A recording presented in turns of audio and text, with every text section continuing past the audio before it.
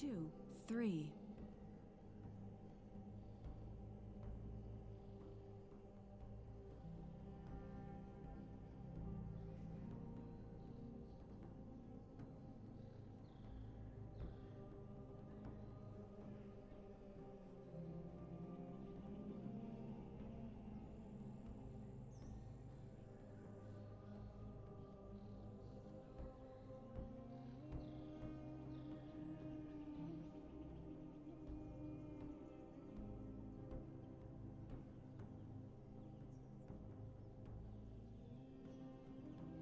Mic on.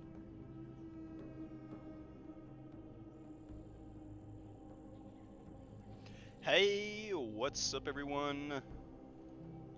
Good morning.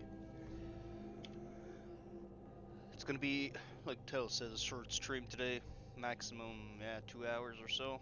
So we're gonna try to make the best out of it and the most out of it. And we're gonna go and get our 2 last arcane crystals today, hopefully.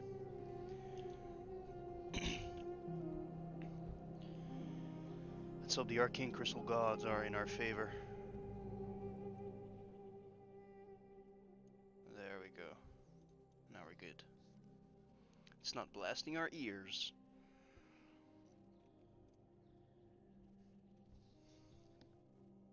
There we go.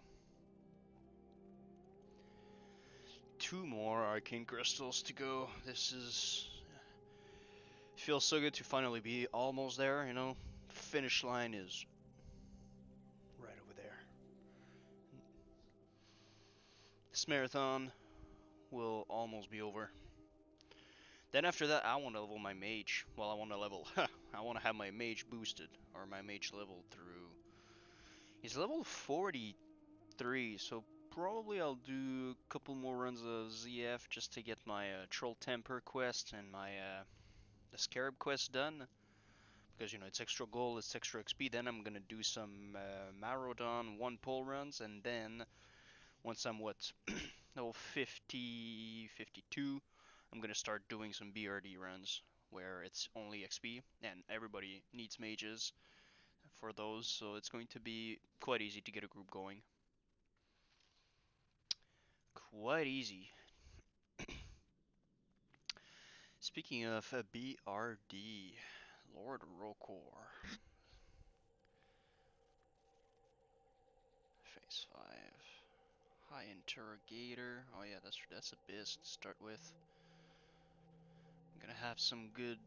I'm gonna also probably start doing Dharmal runs around, what, 55, whenever is the minimum level with the guild, so that's gonna be cool as well. Gorosh the Dervish. Oh, interesting. Oh, those are all in phase 5 anyways. Grizzle. Grizzle's a Skinner. Skinner! Alright, let's get the boat. No! Oh, okay, no, he just arrived, okay.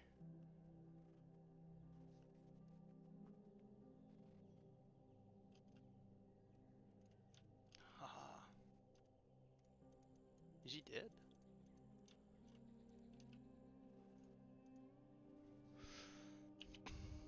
Because if he reses from all the way over here, he might miss the boat.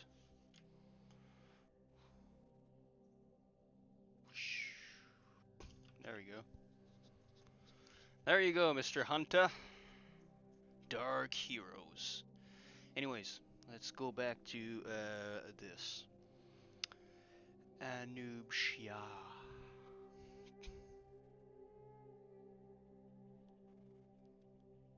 Octor. Oh yeah, Banthok Sash. That's the good one with spell hit.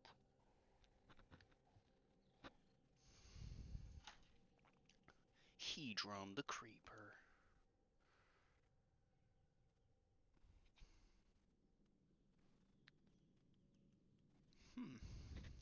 Pyromancer. Drops a stack, critical strike. But there's the other one in Dharmal North from the tribute chest. Is it? Okay. It's 1 crit and spell power, so it's immensely better than the other one. I have one of my good friend in the guild that is a hunter and that can do the solo tribute runs, so I'll probably ask him to get me some dope items. Well, actually, this is gonna be the only item that I will need. So that I realize it. Use trinket, no finger hit. I don't need hit as a mage, and yeah, it's pretty bad anyways. The rest. So yeah, BRD. Warther Stilgis. Interesting. 29 frost. Varric.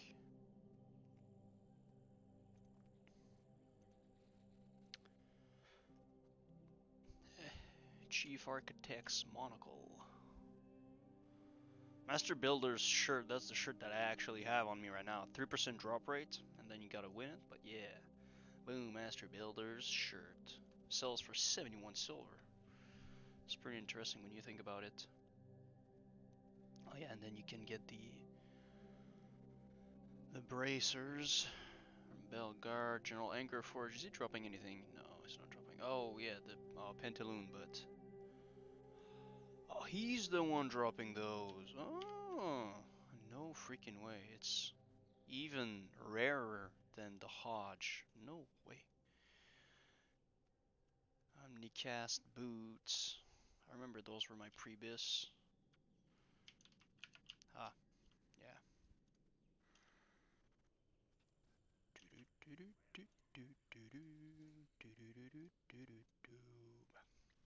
The Guzzler.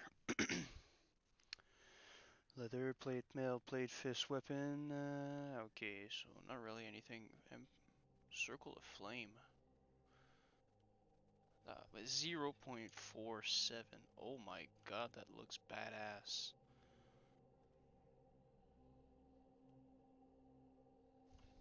It looks different though from the no, it's from the other one that you get from Ragnaros.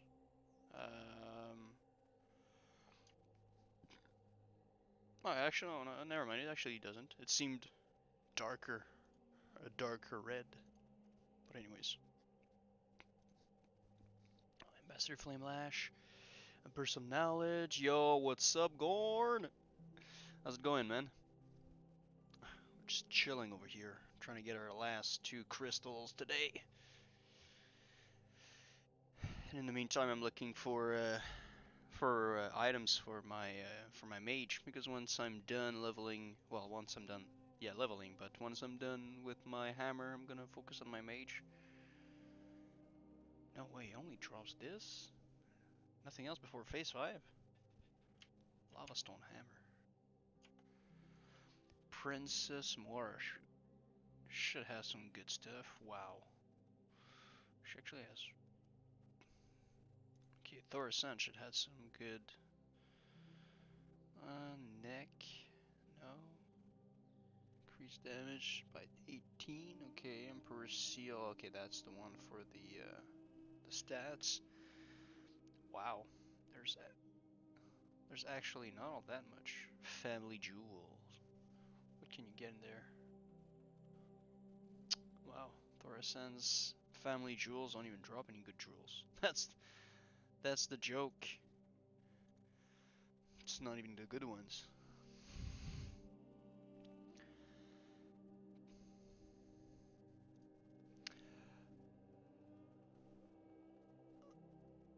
Commandos beyond enemy lines. I don't know this game. Hold on.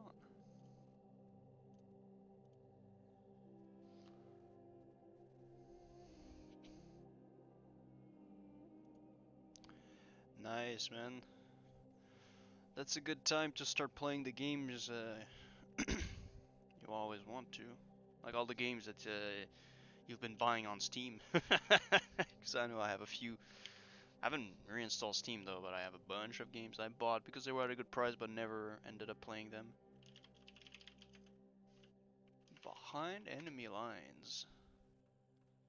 Oh, is that an RTS?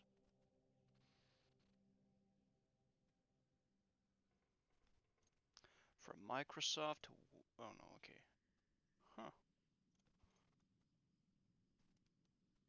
It looks pretty cool. One game that I liked very much that is similar to this is Company of Heroes. Or is it? Yeah, Company of Heroes. That's a very good game. World War II themed RTS strategy game. Very nice. Very, very nice. Invulnerable male. Has a 5% chance to make you invulnerable to melee damage for 3 seconds. This effect can only occur once every 30 seconds. Increase defense by 13. I think I have memories of this item being extremely OP when it first came out in Classic. I remember people saying that I think it had like no cooldown, so you could, it was like basically having a bubble for you.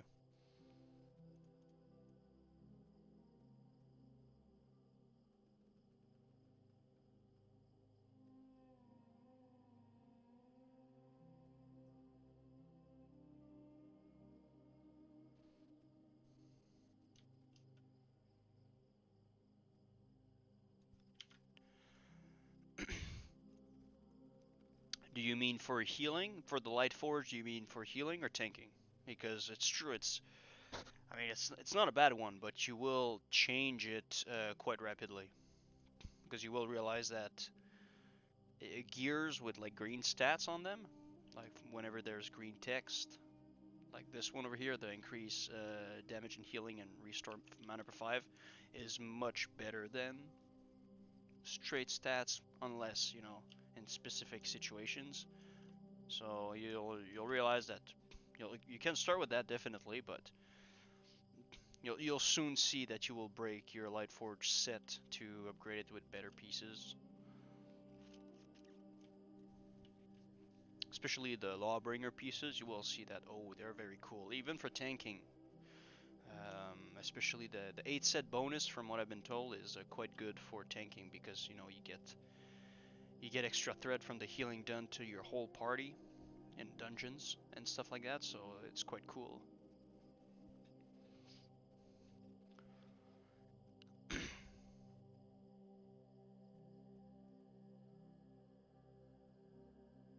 But try to see also in like Dire Maul and other dungeons if you can't get like better, whether you want to tank or heal at first. You know, I would say concentrate maybe on one role, then start working on the other. So you're not like kind of in between two roles, and you know, you have a little bit of gears for healing and then a little bit of gear for tanking, but you're not like satisfied with either set of gear. So I would say work on one and then the other, the one that seems the most fun for you, whether it's healing or tanking, from when you were telling me yesterday, or even DPSing if you want. There's some people going red. Let's go! Absolutely, man. Let's get the crystals. 2 more to go. 2 more to go. Once I have all my crystals, I'm gonna come back every now and then to then sell the crystals. I'm not gonna have to keep them for myself, so.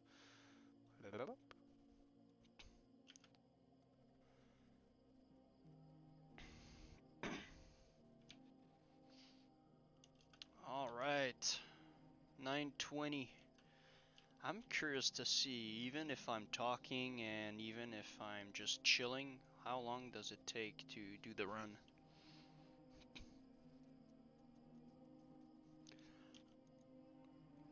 I mean, it depends.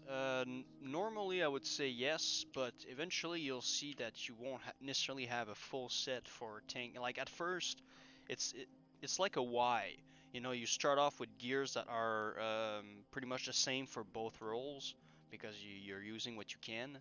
But eventually, you start branching off and having 2 separate sets of gear, where, you know, one has like healing and like spell crit, and the other one has like defense. Thorn damage, etc. So eventually, yes, you'll want to have 2 sets of gear, but at first, you might realize that, yeah, Light Forge, I mean, if you need to tank because nobody else will in your group and you're just like, I don't want to wait half an hour for a tank, you can more than likely do it with just like your Light Forge, and it's not going to be optimal, but at some point you will see that you'll have like specific set of gears that will have like very good stats for those specific roles. But definitely, like for me, I have one set for healing and one set for farming, because like my tier 2 right now, it has some good stats, but it's not like raw healing. It's spell power, so it will have less. So if I want to heal with spell power gear, I'm gonna be healing for less than if it's healing gear. So that's why I'm having like 2 sets, and I have a bunch of trinkets and other things just to be able to swap and adapt to the situation. So that's one of the things with a paladin. You need to be ready to have, you know, to have some room for gear in your bank, in your bags, because you're not only a damage dealer. Like for example, I don't know, a mage. I don't know if, like, I don't play a mage, so I don't want to say they don't do it, but I don't think that they have like 3 sets of gear or full sets of gear for 2 completely different role in their bags. Maybe they have like PvE and PvP, okay, but ends up being the same role. So, and there's probably some gear that can be swapped from one role to the other, and it doesn't matter.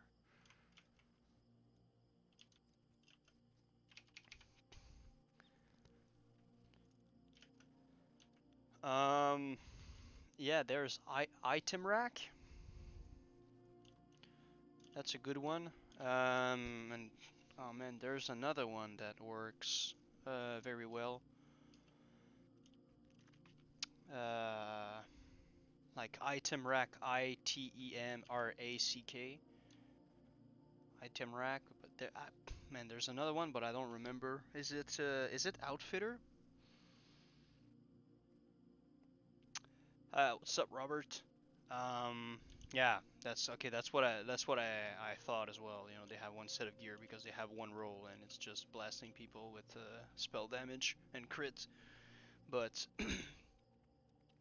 although from what I've heard, they will start switching over to fire, so maybe they'll have their fire and their frost set, but even there, it's not like 2 full sets of gear.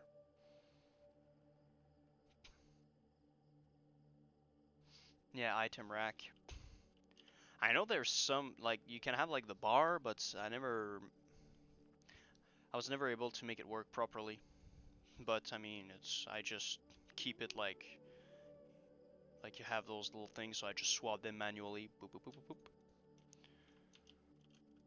But you could have more efficiency, because you can have like the straight bar with all the, if you want to change your trinkets fast, and your head, your neck, and stuff like that.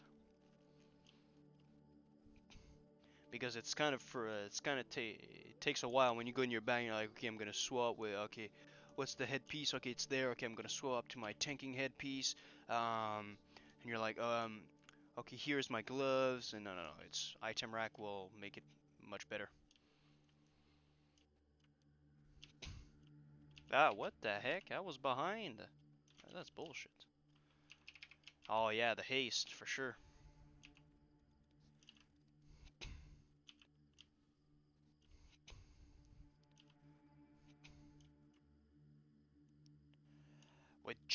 I mean, technically you could, but do you want to spend like 1 hour killing the boss? Because judgment, it's not all that. It's very bad damage, to be honest. Because the whole problem with this boss, Robert, is that you have to line of sight him. If you could man mode him and just go in his face and start slapping him with your shield and your one-hander and just boom, yes, but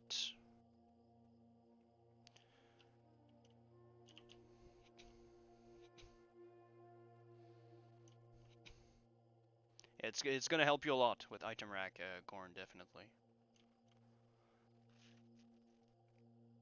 I know a lot of people as well, if you want to check that. I like to have my bags separated. Although sometimes, my OCD kicks in, because I'm gonna have like, I like to reserve bags for specific purposes. Like here, it would be like, I don't know, resources or mining or everything that I can gather. Well, you know, if I only have 14 slots out of 16, there's 2 empty ones where a bunch of regular stuff can go in. So, you know, if you like to have a... What the heck is this bullshit? Yo, I might die in this one.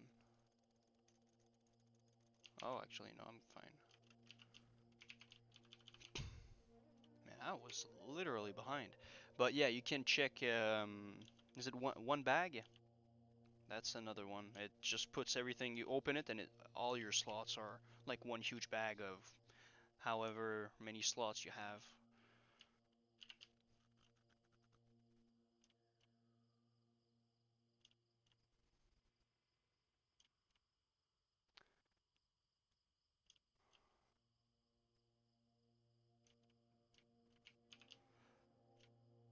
Well, I'm not sure I understand your question though, Robert, with the judgment. Do you mean like the spell judgment?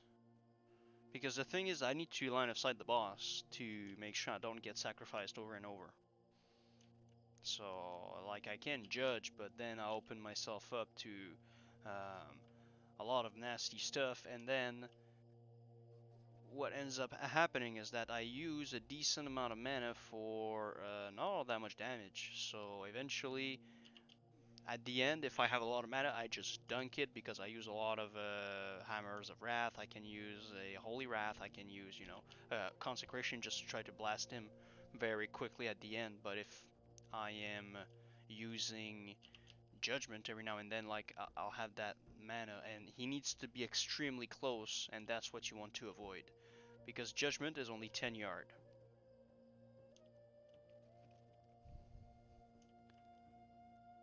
Oh, no, no, I personally would not,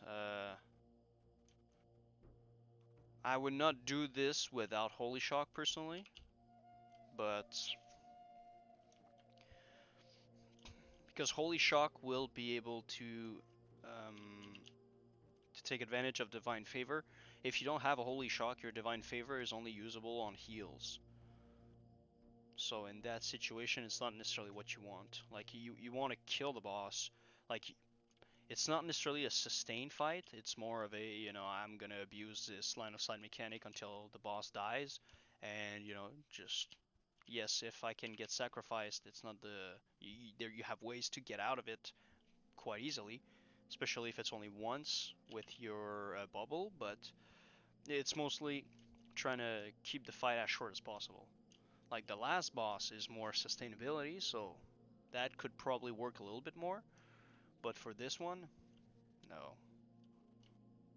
Like the last boss casts more often, and the spells by themselves are not like all that dangerous. But this boss with sacrifice, like, son of a bitch,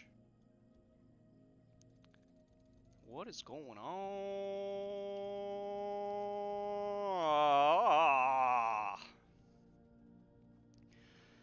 Good God.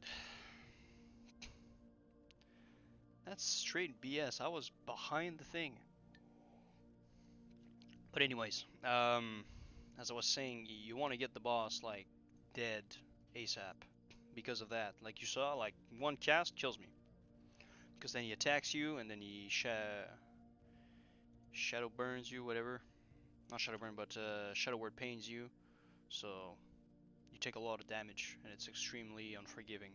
Whereas the other one, you know, it's wither. It's 800 damage, but you have the time to recover in between the casts. Even if he casts like 3 times in a row, which happened to me, it's 24, 2500 damage, but you know, if you have 4k, you're fine.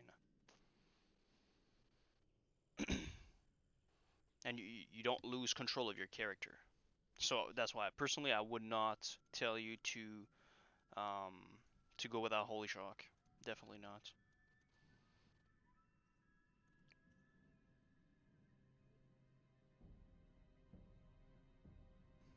But I'm gonna tell you this run over here when you go through, that's where normally you might see the situation, screw this. You know, you'll start thinking I don't want to do this anymore. But once you get back in the dungeon, you're like, okay, yeah, it's not that bad. I already cleared all the way to the boss. It's not that bad. So,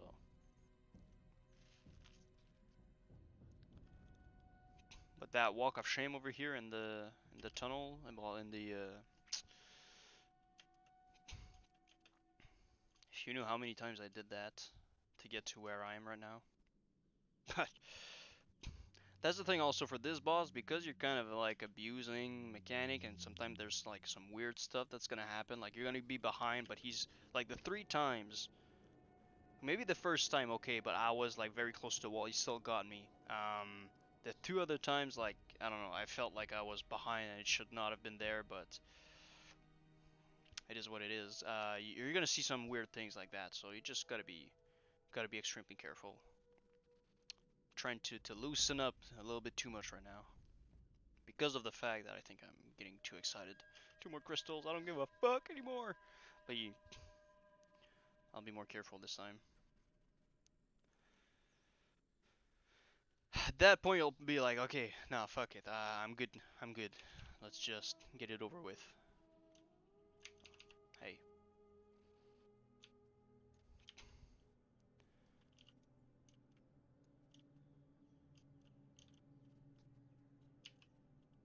Seven total wipes on this difficulty. I didn't die too much to this boss, at least in the mini runs that I did, but still, you know, it's a long way back to the boss. Because getting back to the instance is halfway. You're halfway there, and then you need to get back to the boss.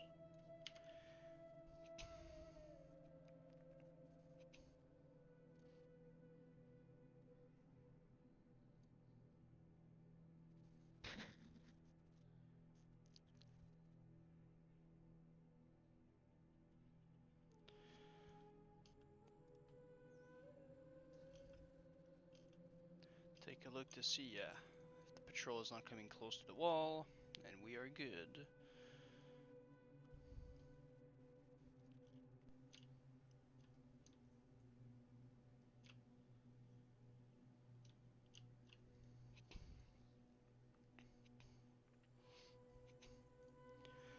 From my experience when I was dying though, normally in the run there were arcane crystals, so I don't mind that much. But it's just all that plate gear. Ugh. It's gonna be a hefty build.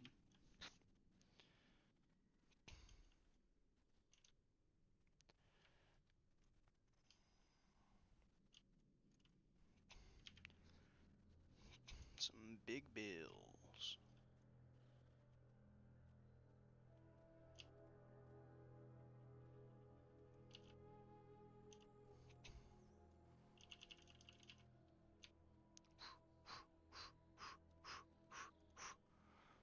Let's go.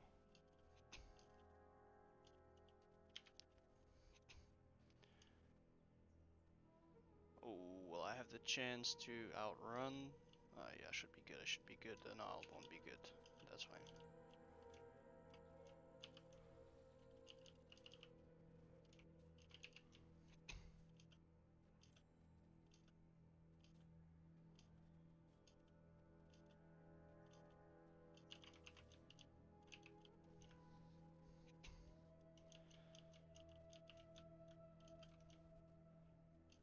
I'll bring you all the way up with me.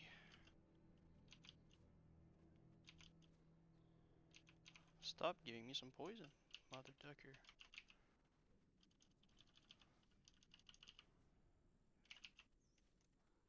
Wham!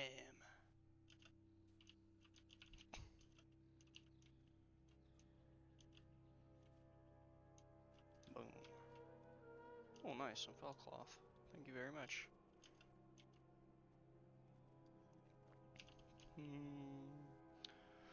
Some mana biscuits. And then we're gonna be good to restart that. Don't you celebrate your... Actually, yeah. I don't think it's worth to have the stopwatch working right now. Because the run is scuffed.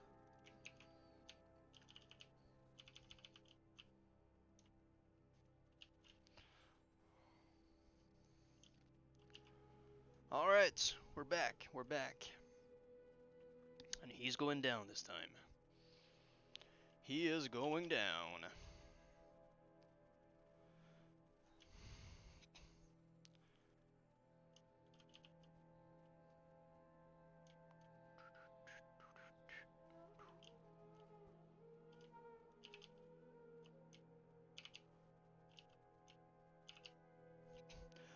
But yeah, one of the reasons why Judgment is also not all that good, because like I said, it's short range. So if the boss like gets too close, you see how like he goes, like he like hits the rock, then comes a little bit more to my left, and then he gets into line of sight.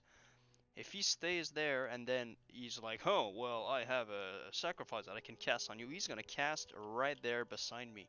And then the only choice that I have to do, or the only choice I have to, or that I have to cut line of sight is to run forward. But even there, if he's too close and like too far behind, like over here, behind like the progression thing, like he's gonna have a very good line of sight in like very deep into that little corner, so I'm gonna get fucked. That's why you want to try to keep him as far as possible. Like 20, you're good with your exorcism. You'll be able to clap him from very far away. You know, you'll realize that, oh, holy shock, which is only 20 yards. Like, oof, like the boss is getting close. I would not even want to try 10 yards. Because the difference between an exorcism and a holy shock is like, oof, it's dangerous enough that, you know, the difference in range between a holy shock and a judgment, ooh, no, no, no, no, no, no. You don't want to dwell in those waters.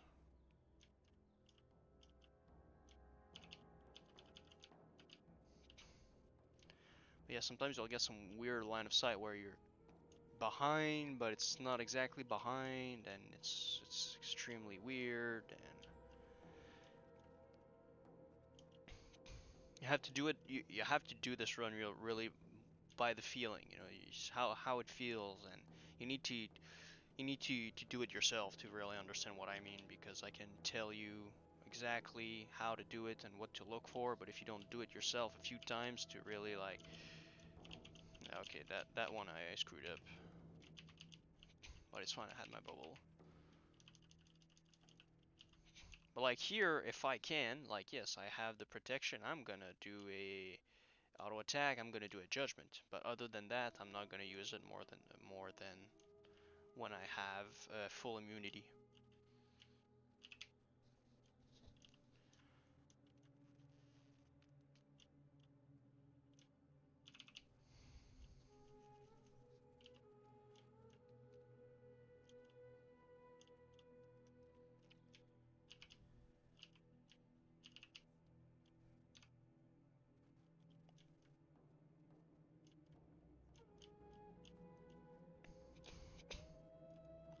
Like, see where he goes? Like, he's been doing this to me since yesterday, and he's never done that before. But if he goes all the way back here on this rock and he starts casting, like, I'm screwed. So you really need to be careful that you don't engage in some shenanigans like that, because that's gonna be costly. It's like he knows he's getting griefed, so he's like, oh, I'm gonna try some new stuff, and I'm gonna grief this little paladin back. As long as you tell the boss to give me a arcane crystal, you can grief me all you want. I don't really care.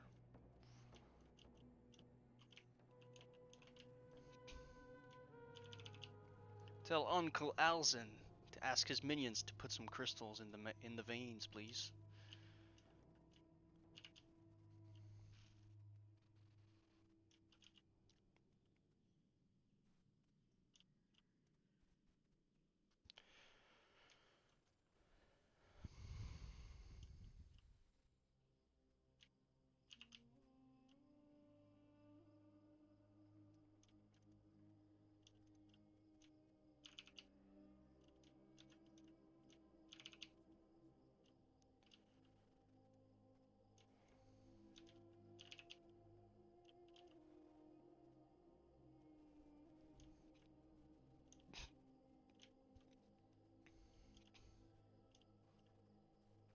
Right, 21% will be able to start blasting him with the hammer soon. Boom.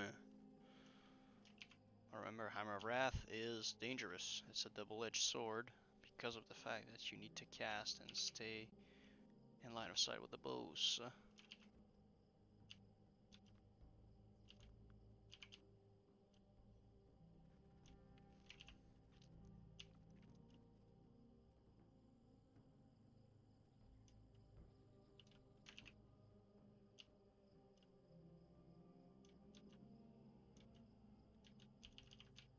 Oh, schnitzel.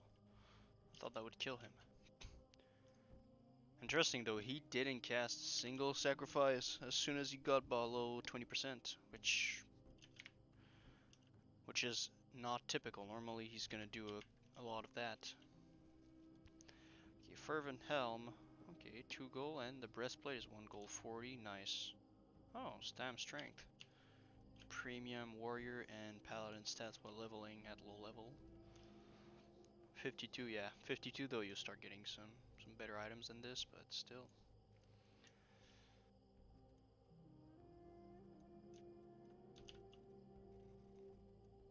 Remember to watch out for this dude over here,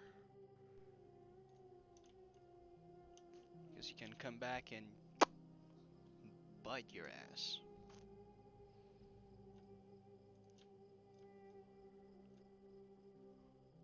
Okay, I'll just wait and then I'll go check if there's the book.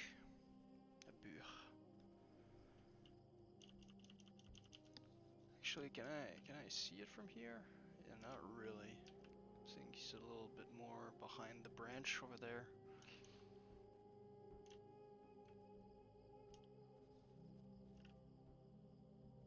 Nope, there's nothing. There's a nothing.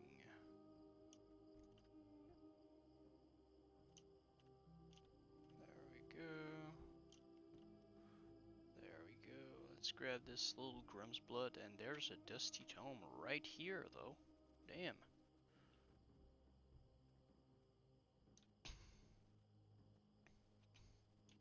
Are we gonna get lucky, boys? Are we gonna get lucky? Oh, ho, ho, ho, ho, ho, ho. Nah, nah, nah, nah, nah, nah. I'm not taking any chance. What do we get? What do we get? What do we get? Some bullshit. That's what we got. That goddamn pocket lint, huh? Like, does the game know that I'm doing some solo runs and he's just trying to grief me? I mean, come on.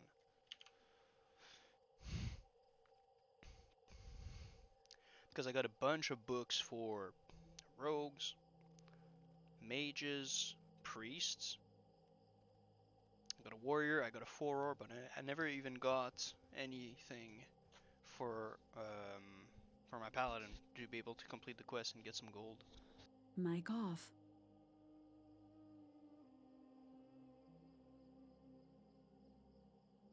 Mic on. Ah, that feels good.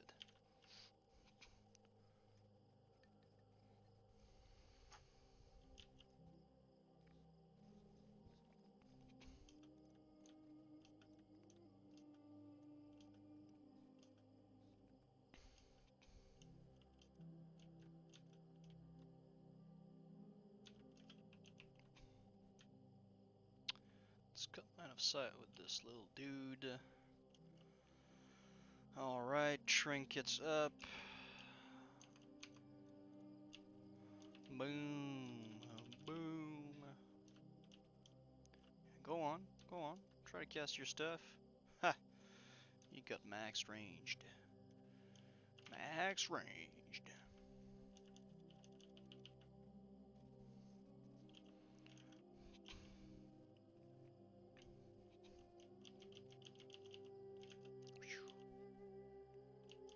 Can I try to max range him as well? Okay, wait. My other spells are off cooldown anyways.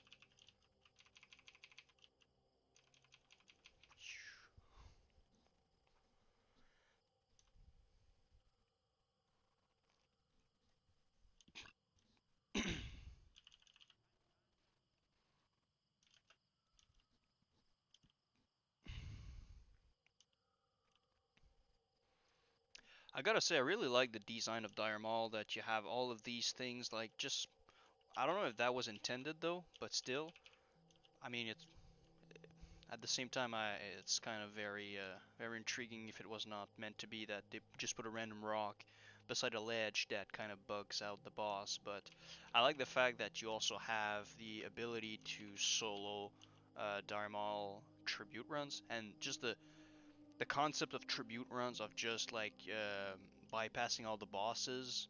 then getting to the last boss, just blasting him, and then, you know, getting the king's buff. And then you get like you get buffs from the other ogres that are just like, oh, you're the king, well, get this AP buff, get this stam buff, and so on. Like, I just love the idea of that, you know?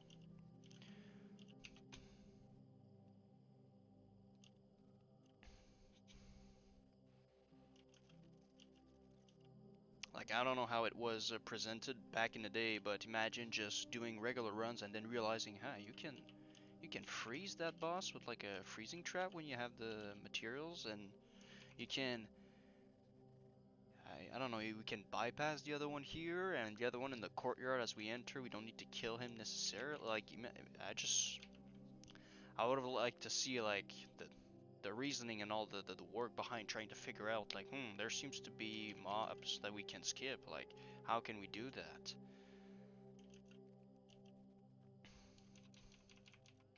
Okay, okay, you can stop withering me, please.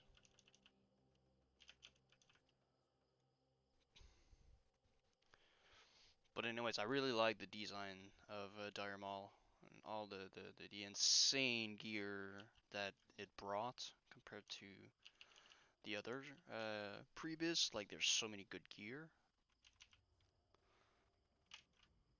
No, it's not what I wanted. Well, whatever.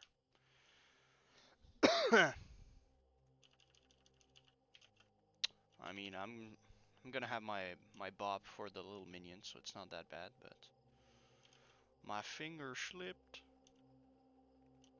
Come on, come on, try to cast me, try to cast on me. Um,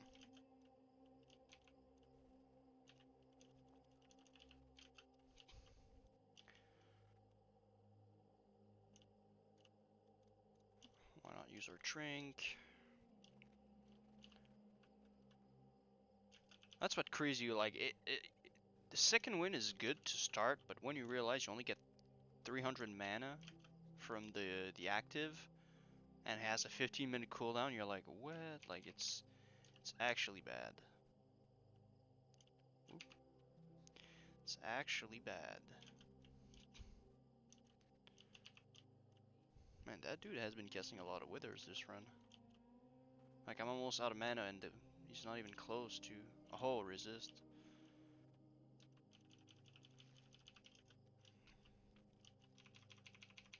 Boom.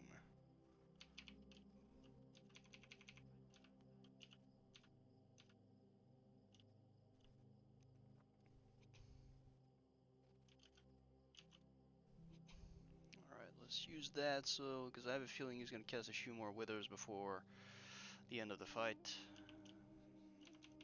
That's the first thing he casts. Boom. Huh. Well, look at that. Another wither. Okay, now it should open. Okay, cool. Gosh. Sometimes you'll be extremely unlucky with the procs, but as long as you survive, you can just wait it out afterwards on the little platform and just wait for the mana to regen. Obviously not optimal if you try to really do them very fast and speedrun that thing, but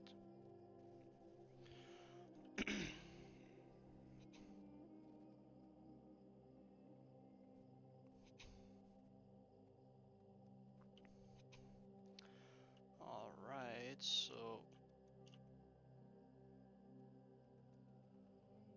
okay, those ones over there.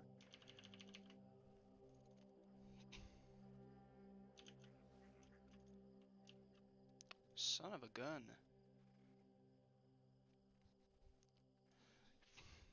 Probably missed him with the Holy Wrath. Fucks. Okay, so that's 300 plus 300, 600. Okay, I have enough mana to clad this little dude.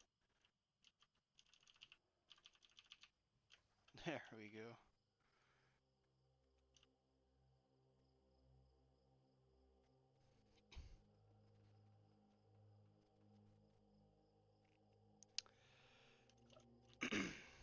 Untamed Blade. Is that the one that procs?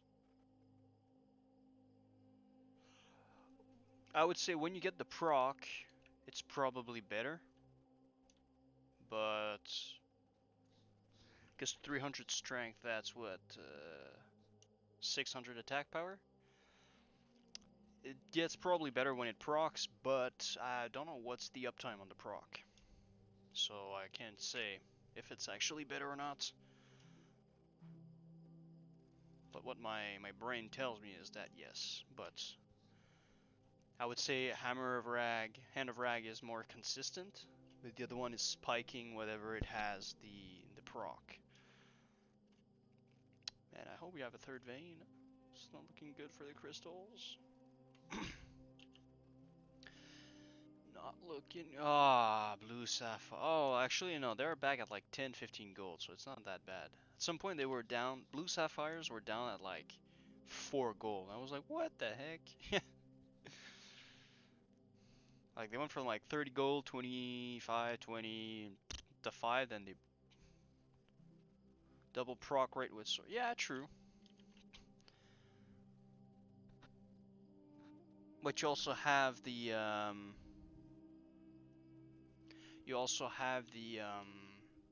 the proc rate on the Hand of Rag. Like, it's not 300 strength, but it's still like the fireball. So in terms of proccing it more often, like righteousness would also be good for that.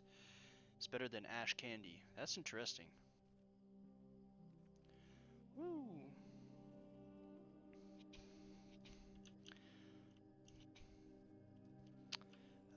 Hold on, Danielle. Mic off.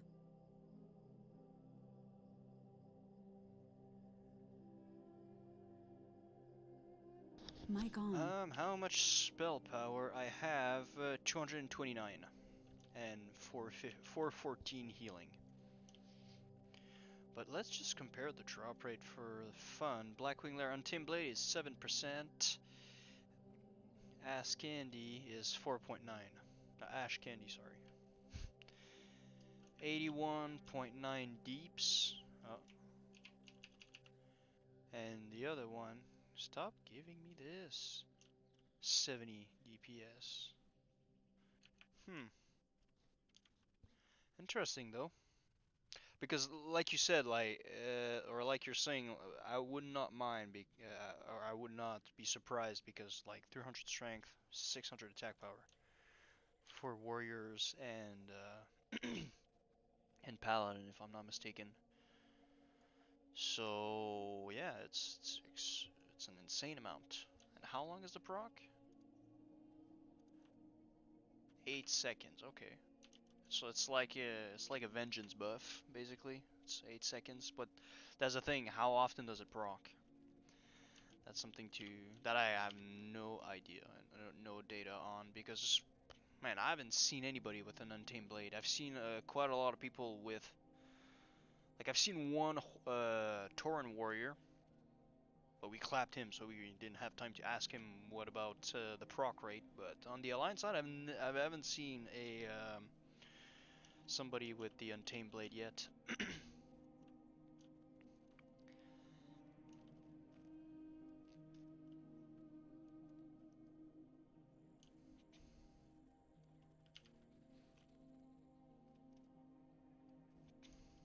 Because aligning a lot of procs all at the same time, like if you can get like a Vengeance, for example, for Paladin, a Vengeance proc, your Untamed Blade proc, and then other trinkets, like that could be a very, very powerful amount of damage you could deal in those, whatever, 8 seconds.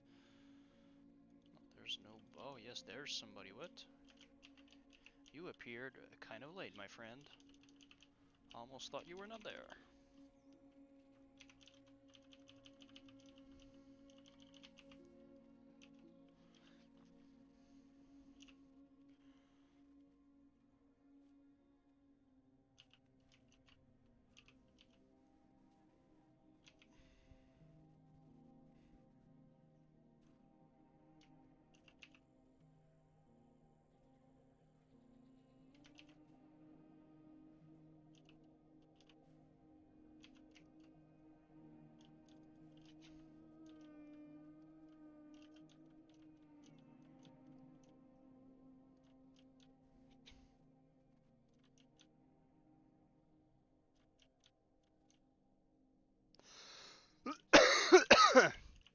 But something that you need to remember in terms of spell power for this whole idea of running the solo runs is that spell power, like every spell that is affected by spell power or healing power, will have a different coefficient depending on how long it takes to cast a spell.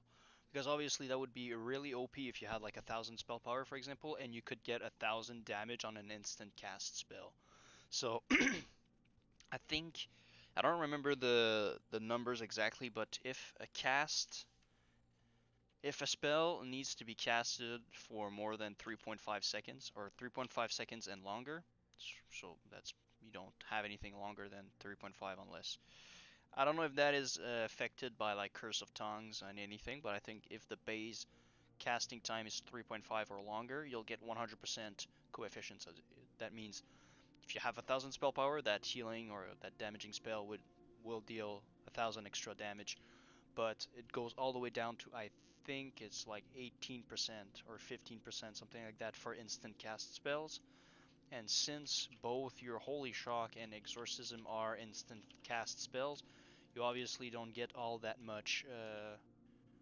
Well, you still get a good value, but you don't get like the full 229 spell power.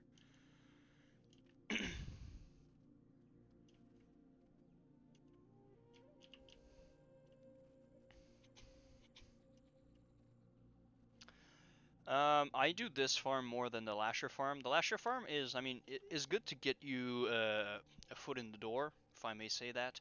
It's good to start because let's say you have like Gorn earlier, he has let's say only Light Forge gear. Well, I would really not recommend you to do this run with, the spec and all the consumables, but like very bad gear. But I mean, you need to start somewhere. It's not I'm not being mean or anything, but it's just it could be very costly because you would probably die quite often because you don't have the resist, you don't have all the spell power to make the run, go at a decent pace. So you can definitely start with the lashers, but it's the loot is decent. But if you're not necessarily specking to make sure that your lasher farm is extremely efficient, like in Quissy's video, she does the lasher farm with a prot build, which is definitely fine if you want to optimize for the lashers. But if you go prot, you can't do that farm anymore. So that's why, like in Holy, unless you have like specific gear, like AOE farming gear, you still won't be as efficient as a pro paladin, but you can still increase the efficiency even as Holy. But for me, adding the Lasher farm to this run makes the run, at least 10 minutes longer or so. If we, I didn't even restart the stopwatch. Anyways, and that makes it so I get less run done per hour. And the loot that you get from the Lashers is not worth missing out on one potential arcane crystal per hour, in my opinion. But you could definitely do it, but I don't do it. And I like this run better because it's like a higher risk, higher reward kind of a scenario. Because yes, I mean, unless you ass pull the big mobs that you can't deal with it yourself in the garden when you're doing the Lasher farm, you're not going to, yeah, theoretically you should not die because you should be able to survive all the damage that they do. Even more so if you're a pro paladin, having that Blessing of Sanctuary is gonna be fantastic because you have a pack of 10 mob or so, maybe 8. I don't exactly remember the exact number, but you have like 8 mobs that will deal, how much is it? 20 damage, 29 less damage every time they attack you for the duration of their life. So you reduce the damage taken from those little dudes by like thousands over a full Lasher farm. So it's extremely, extremely viable. But like I said, at some point you will have to choose in between the solo runs or the Lasher farm. If you prefer the Lasher farm because it's, you know, it's more chill or whatever, you can just take a break, you can text the girlfriend or the boyfriend or whatever, and you can just go and help the family or the spouse in between, and you don't need to be like, oh shit, I can't, like, right now I could not leave my seat because I would die. But with the Lasher farms, you know, you have more, it's less stressful and it's easier to get into.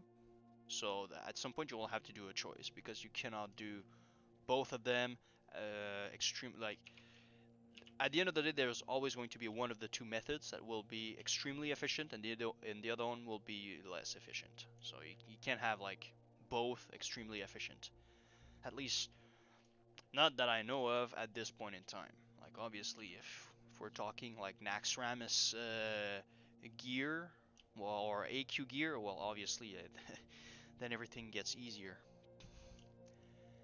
But something that I want to try eventually, because I'm gonna have more time to do something else than just farm some awful arcane crystals. Um, what I want to do is try a life stealing build, well, build or life stealing gear set for the paladin, and I want to see like how is that good for a holy paladin, not a prot paladin, because prot paladins can already do AoE farming very well. But how good would that life stealing set of gear would be for AoE farming? And I will start with lashers to see like, because it's a closed environment when you're in a dungeon, so you don't have to worry about people ganking you when you are attacking like 10 mobs. So that's definitely something that I want to try. It's gonna be I'm gonna have the Skull Flame Shield. I'm gonna have the Scythe from. I'm gonna start with the Scythe from BRD, and if I can, I'll upgrade it with the. Oh, nice. I'm gonna upgrade it with the one-handed axe from ZG if I can, and I'm gonna have also the life stealing enchant on that life steal weapon, and I'm gonna have the Demon Forge breastplate. So basically four sources of life steal, and I want to see how good that will do for lasher farming and AoE farming as a holy paladin. So if that is extremely viable for some reason, and you can still be with holy shock, then I might try to see if I can combine the DME jump runs and the lasher farm. But before that, I don't know. It's really good to smoke too. Yeah, exactly. You can take some breaks and it's relax and chill.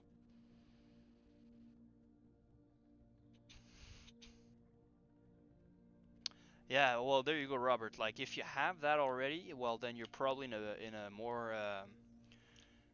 more suitable situation to do both. But I would recommend you to even try to get the weapon with the life steal because, like you say, it scales with spell power. So if you have spell power gear and you have those specific lifesteal, man, you could make it so you don't have to sit down and drink in between pulls or use as many cooldowns, etc., etc. So, or you might even be able to pull like 2, 3 packs at once. That could be even better eventually. But without lifesteal, just going like man mode, I've tried it and I had a bunch of different trinkets. Like I've had my Cannonball Runner, that's a good one for AoE damage.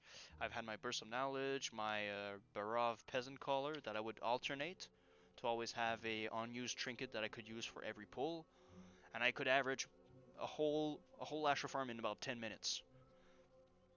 But definitely, I mean, we could push it better, but without the proper gear, I don't think that it's all that good anyways.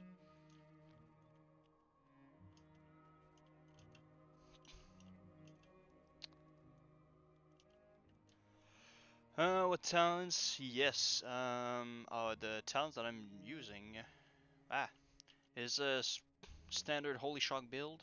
So technically, you can use the build that you want as long as you have Holy Shock. That's the marching order. It doesn't matter what you have. If you prefer to have Lasting Judgment for your raid or whatever, you have that.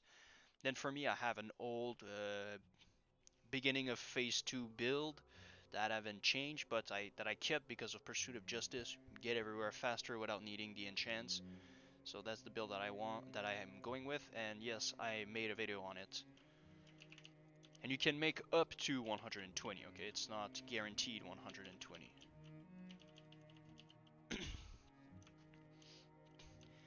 It all depends on how many crystals you get per hour and what's the price of the crystals on your server. Yes, Rammstein Lightning Bolt, you're absolutely right.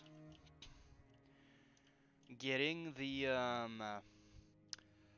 because I think it will not disappear if you swap gear, but you could also try the and that's gonna sound weird, but you can farm Normagon. Yes, that level 35 dungeon, and if you farm Thermoplug, he has a hat, a caster hat that has an on use that gives you a lightning shield that deals, I think for the next 5 minutes it deals, it adds a thorn damage effect. So you could use that as well for the Lasher farm. You could use Essence of the Pure Flame from Ragnaros, 13 fire damage every time you're struck in combat. These mobs are going to struck you in combat very often, so you get a lot of value from that as well. There's definitely potential, hidden potential that we can exploit. It's just I don't have all of those things right now. But hopefully the next Essence of Pure Flame that drops should be mine in Molten Core, unless, you know, shit happens, but I think we should be, I don't think it should happen. It should be mine, so I'll be able to try that, and I'm gonna farm the 7 dwarves for the scythe.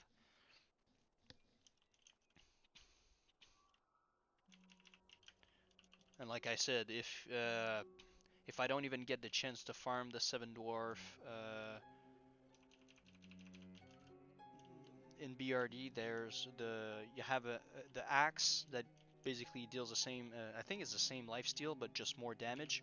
That drops from Hakar in Zul'Gurub, so that's a good alternative as well. With the lifesteal enchant, so you have 4 sources. I think that should be good with all the reflect that you can have, the trinkets that you can use as well for just AoE damage and all of that, and more more reflect damage and all of that. That's going to be very interesting.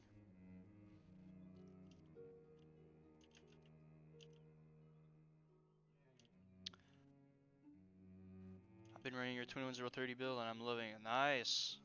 Oh, thanks for the feedback, Taj. Yeah, that's one of my good friend, Blade of Eternal Darkness. Oh, that's the one that you get from yeah, that's the one you get from Mara. Damn. One of our guildie just got that. That's insane. I can leave it for you to read, but yeah, that's one of my good friend that taught me this build, and at first I was like, what, you can heal? Then I realized, like, that's true, as long as you have in the Holy Tree, like, I don't use a Holy Shock all that much. Like, it's a very low healing ability. It's instant cast, yes, but I don't know, it's not all that good. Sometimes I'll use it if there's a tank going very low and I just want to have a quick burst of healing to maybe be able to make sure he doesn't go to 0 health, maybe even if he goes to like 200 health, but then he gets, you know, healed for like 3-4k at once. He's gonna be fine, so you don't really need Holy Shock all that much for healing in PvE. In PvP, that's another scenario, but with the 21030, you don't have Holy Power, and damn, still got the damage. You don't have the Holy Power that increases your crit chance by 5%, but you have all of the good things from Retribution that allow you to quest, to even tank, because you have Vengeance and you have Consecration, so very good build indeed. This is the one I was rocking for a long time before I switched to Holy. That's something that I want to try eventually, is a Paladin build. If I can get the Bhelockharyh, that would be insane. But obviously, like any good god tier weapon, there's gonna be a lot of competition, but eventually I might get it.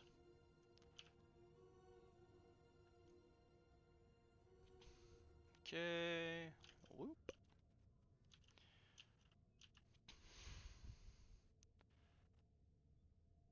Whoop. Haha. There we go.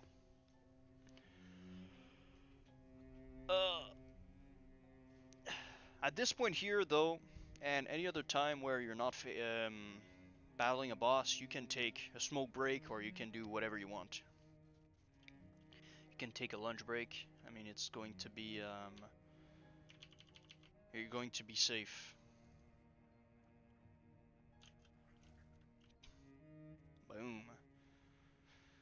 A ba ba boom. And TBC, I'm gonna go prot all the way because the thing is that when I first started playing the game in 2009, I was a red paladin. I didn't know that red paladins were OP as fuck, but I mean they were insanely OP, as OP as mages right now in classic almost, because you know they were just insane. And I also had a death knight. My death knight has been a tank since day one because of the fact that, you know, back in the days when frost was the tanking spec. If it reminds you some good memories, but because I was tired of people just not knowing how to tank, so I got into tanking that way, and I really loved it. But I kept my Paladin Retribution until Warlords of Draenor. I played the last month of Warlords of Draenor, and then I was like, ah, I want to go back to tanking. Oh, yes! Arcane Crystal boys, yes! Woo! Okay, that means we know only one more! One more, boys! Yes, freaking right. That makes me happy. Makes my day. Actually, it will make my day if I get the second one, but um, and I played a little bit of Paladin tanking at the end of Warlords before starting in Legion. I think I played Prod as well, and I always liked tanking. Back in Wrath of Lich King, I had my Death Knight that was a tank, then a Warrior, and blah blah blah. In Classic, I wanted to be a tank. I realized that at first, because I didn't know anything, I read the forums and I took what they were saying for granted, and it was like, oh, I'm gonna be pigeonholed into healing. I don't want to play that. I played a priest, which is the closest class to a paladin in terms of fantasy, spells, and all of that. Didn't really like it. I played a warrior on private servers, and then he was a tank. I really loved tanking, and it came back to me as like, oh, I love tanking. But then I was like, okay, I'm gonna play a paladin. Screw it. I want to heal, and I kind of gave up a little bit on tanking, especially when I got my Eye of Sulfuras. I can't have a Hand of Rag and say, oh no, boys, I want to roll on all the tank gear. Like, I don't know. It's kind of a dick move, and I don't know. I don't know how I could justify it, and I don't have all the time and the gold to be able to have like 3 full sets to swap in and swap from. So I kind of gave up a little bit on tanking, but I already played a Ret for the longest time as a paladin. I'm playing Holy right now. The only spec that I have, because I never played Prot like for like enough. Like I played, like I said, 1 month, and I'm remembering now in Legion I played Ret. I didn't even play Prot. That's right. But in TBC, which is the only expansion I haven't played yet, because I started in Wrath all the way back to Classic. Now there's a gap TBC, and there's one spec that I've never played like enough, so it's gonna be Prot. And Prot in TBC looks insane. Like it looks like, okay, they realized what the heck is Prot Paladins. Like what the fuck is a Prot Paladin in Classic? We need to make some changes. So many good changes. We have a taunt. It's well, it's not really a taunt. It's like I put a spell on you and then they attack me, which is kind of weird because anyways, but still, you have a way to get aggro from somebody that is ripping aggro. That's what we're missing right now. Mana sustainability and mana management is extremely increased with spiritual attunement. Basically, when you get healed, you get mana back, 8% of the amount healed, which is insane. You have the talents. Oh, nice, a ghost mushroom. The talents like Redoubt, Holy Shield, um, Reckoning. They are going to be redesigned, or they have been redesigned actually, because it's an old game, to make them better. So definitely playing prots.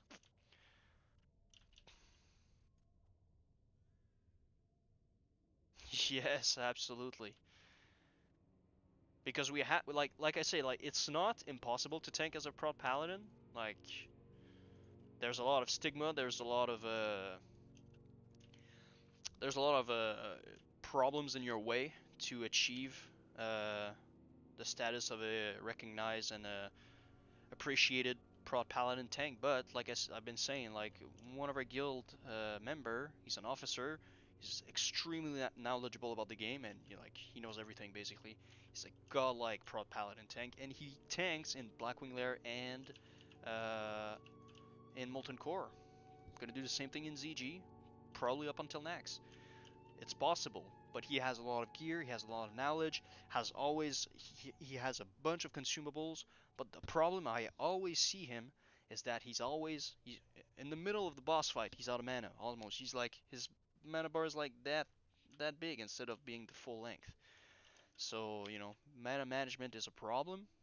He can go around it, but it's probably, you probably need to put more effort on your end as a player and, just brain energy rather than the game helping you with just a flow of healing and mana and just threats. You need to get good basically. And like I said, you need good gear, which I'm already starting to work on a Spelladin set. I have my healing set. I have my ret set. I'm not exactly sure if I want to go full ret, because I don't want to start being like this asshole that takes all the melee DPS loot. Like I'm gonna see, I would much more prefer to be a Spelladin. So, the so many things that I want to do with so little time, so I can't have everything. But with the heroic dungeons in TBC with raiding, I want to be a tank. That's for sure.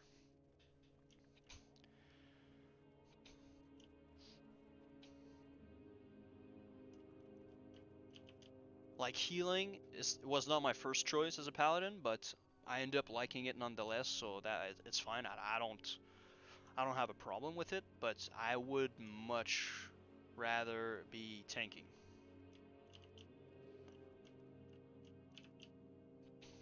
But at the same time, if I was tanking, I could not do this right now. So, pros and cons and everything. But like what I'm thinking about doing is even leveling as prot, so I can start, getting used to the lifestyle, the mana regeneration, just the threat, the damage, just to get a good amount of knowledge. So and then I can start tanking as soon as I can get in the dungeons. I'm not off spec or I'm not with bad gears, and I can start to work on the pre-bis or not pre-bis set, and then just as soon as we're level 70, we can start blasting those dungeons and those heroics, and I think it's gonna be nice.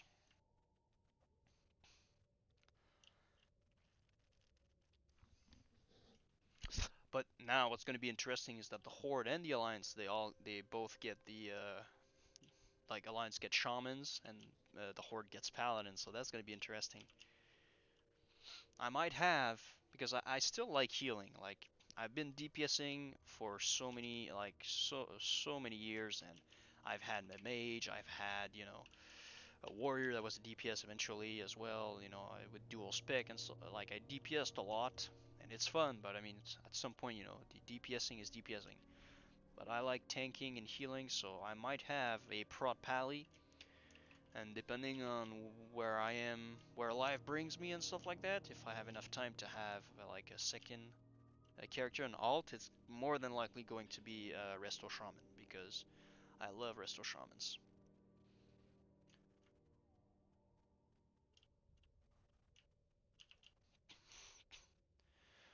Oh, that's a thing, you know. One of the things that I'm not looking forward to, but that can always change is, well, first of all, I've never been an arena guy. Like my highest rating has probably been like 1200 rating. You know, I'm not an arena. I like PvP, but I like dungeons. No, not dungeons, battlegrounds. I like, you know, big fights where, you know, there's, you know, 20 people or 15 and there's like objectives and stuff like that.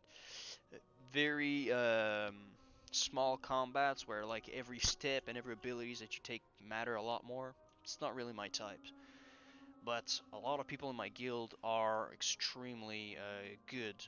Some people in my guild are like multiple rank 1 and gladiators. So, and the thing is with TBC, you have the arenas, but also you have the blood elves that have a silence effect, which is godlike in arenas. I can realize because, you know, any class, even a warrior gets a 2 seconds. I think it's 2 or 3 seconds silence, instant cast, I think. So obviously very strong, so they might switch to Horde, which is going to be a little bit sad, but if they do it, it is what it is. But I'm not looking forward to Arena, so I don't have this dilemma, but I feel you. Retribution, though, is going to get boosted very much. First of all, we have Crusader Strike. I mean, that's insane. That's what we're missing right now. Um, and there's other good things. Like your Sanctity Aura, I think also increases the damage of your party members. That there's many good things that will emerge from TBC for the Paladin class. So it's like you can't go wrong. You can't go wrong. Like you're gonna have to make personal decisions, obviously, if you want to do arenas or not and stuff like that. But definitely can't go wrong. The dwarf is king. Yeah. Yo, stone form is very good. It's very good. Gets you out of blinds, increases your armor. It's all around very nice. And I don't know, is it in TBC or is that in Wrath that the humans get the OP trinket ratio every man for himself? I think it's in Wrath. But obviously, if it's in TBC, then humans become insanely OP because, you know, they can go double offensive trinkets, and because they have their racial, that is much better than Will of the Forsaken, which is just for like what? I think it's Polymorph, Seduce, and Fear, something like that. Don't quote me on this, but you know, it's but yeah, I like dwarves, man. I just like the RP aspect of it and all of that. And no, you don't tell me I die. Don't tell me I die. Don't tell me I die, motherfucker. Holy shit. Okay. Let's take a minute to repent. I was certain. That's something you don't want to do. Overestimate the damage of your abilities. Imagine dying when the boss is at. Shit, I resisted. Holy shit, that at 7% dying, holy shit. Yeah, I would have raged. I would have raged so hard, holy shit. Okay, 3%. Cast quickly. Boom! Get destroyed. Clever hat. Okay. Heh, not so clever, are you, Zevrim?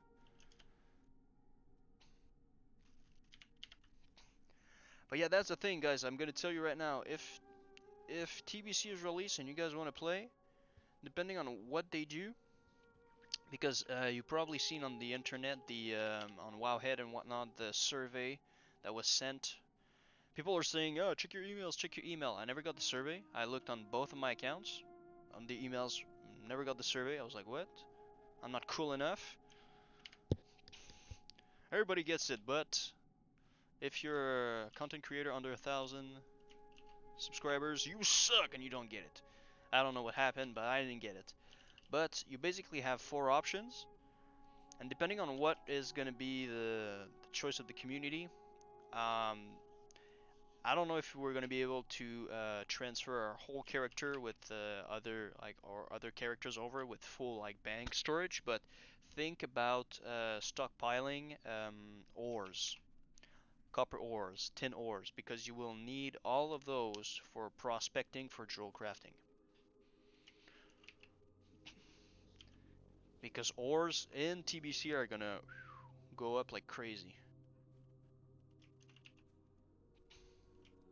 So that's something that you can start thinking about doing. I don't go all out and stockpile like 3 bank alts worth of ores, but because we don't know what's going to be the final verdict of Blizzard, like I think that the best, that's my opinion obviously, but I think that the best course of action is to keep the classic servers, and then if you want to transfer your character over or copy it, not transfer, but I think copying it would be the best option, so you can still have your character in all its glory and his Naxxramas gear just slapping Darmal East and whatnot, and you can have your other character in full whatever Sunwell and Black Temple gear just clapping in arenas.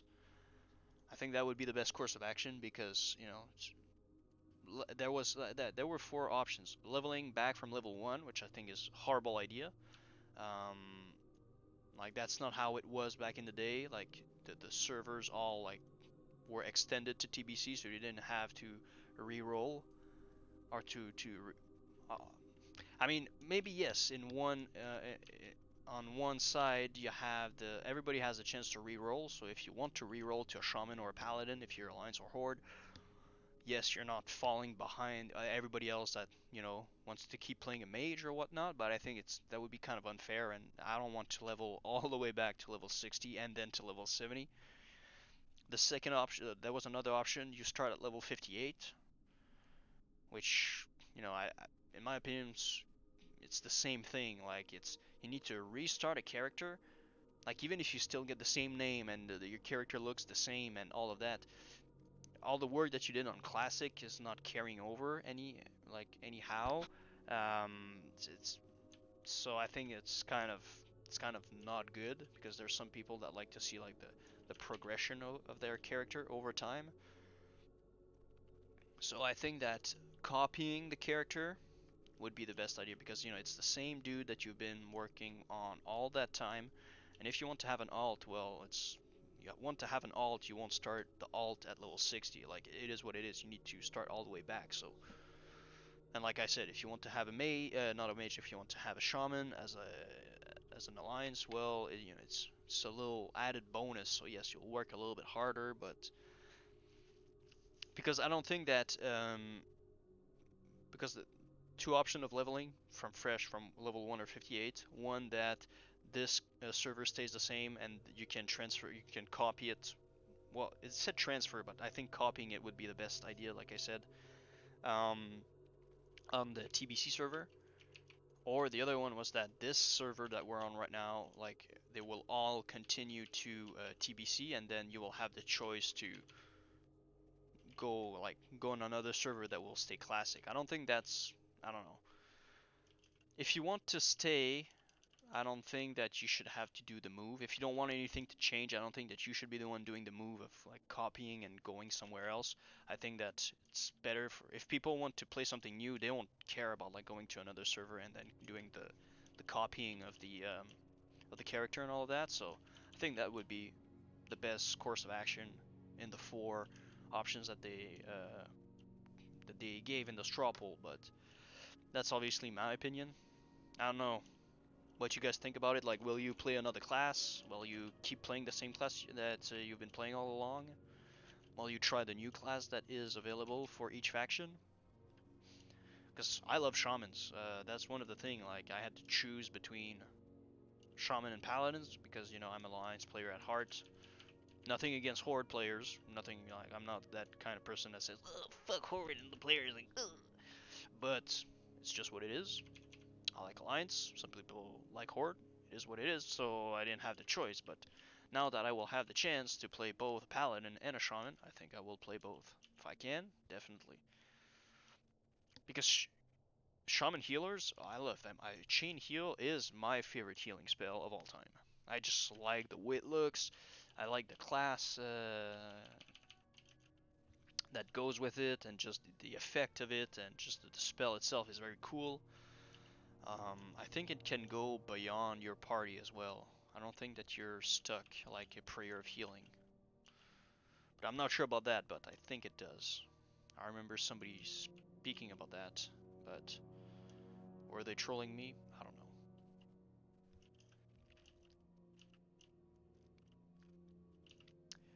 know. 10:30? Yeah, I'll have a time for another quick run after that one, and then we're gonna go back to Ironforge.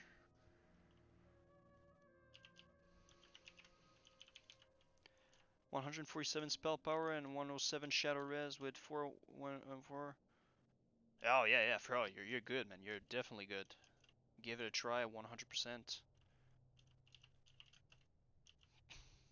Like I started doing those runs with my like almost a full tier 1 set, and the tier 1 only has a healing power. So, as you're not gonna unless you're very comfortable with the game, the mechanics and all of that, chances are you're not going to be a god at this and 10 times better than me in one day.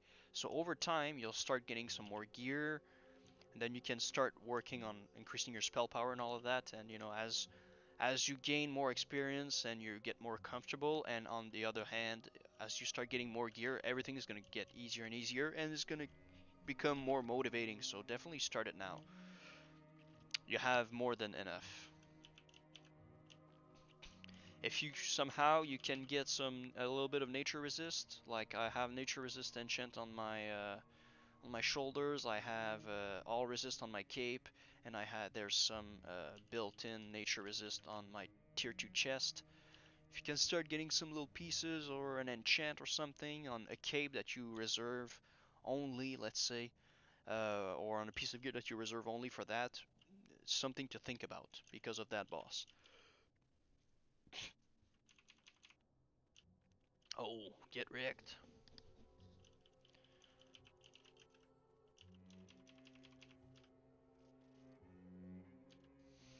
Because yeah, 4,100 health is, I think, it's what I have. Let's just check. Yeah, I think. Yeah, it's basically what I have. So in terms of resisting the sacrifice, if ever you are unlucky, should be good.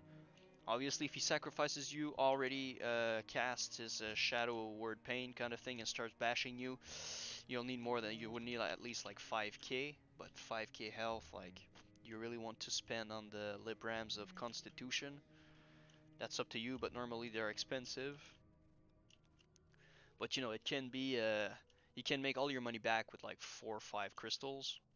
But at this point, I'll let you think about this decision. But it's something you can think about. But you should be good in terms of health. Normally, he will start attacking you, and he will cast his Shadow Word Pain like halfway through or at the end. So if you have major healing potion, you should be fine. Like 75% of the time. Woohoo! And yeah, spell power is decent. You probably even have more than what I had when I first started. Because I was very lucky and I got a bunch of, I think I got like 3 pieces of tier 2 all at once. So that's already like a good amount of spell power and all of that. And yeah, 4.8k mana, yeah. You're gonna be good. You're gonna be good. And 107 shadow resist, I have 111. So you're basically at the same same spot as me, just you have a little bit less of spell power, but slow and steady wins the race, I'm gonna tell you that. If you have too much spell power at first, you might be tricked into thinking that you're gonna be clapping the boss in 2 minutes flat, and then you might start taking some risky moves that will end up getting you sacrificed and killed. So better start hum more with more humble amount of stats, and then you work your way up, and then you'll see the progression will go faster and faster and easier and easier. All right, come on. Arcane Crystal.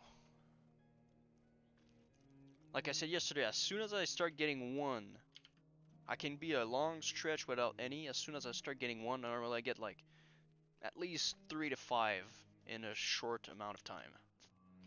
Oh yes, poggers.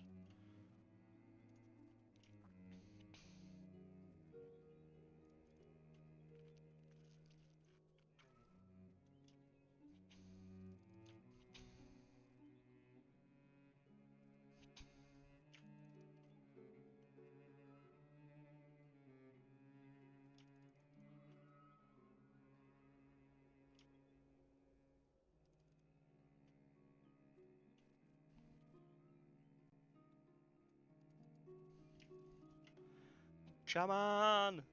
No! You son of a gun. No worries, we still have some time for one quick run, so we still have the chance to get it. And like I said, guys, don't die here. Don't die next to the entrance. If you have to, die next to the hole or down the hole. Okay?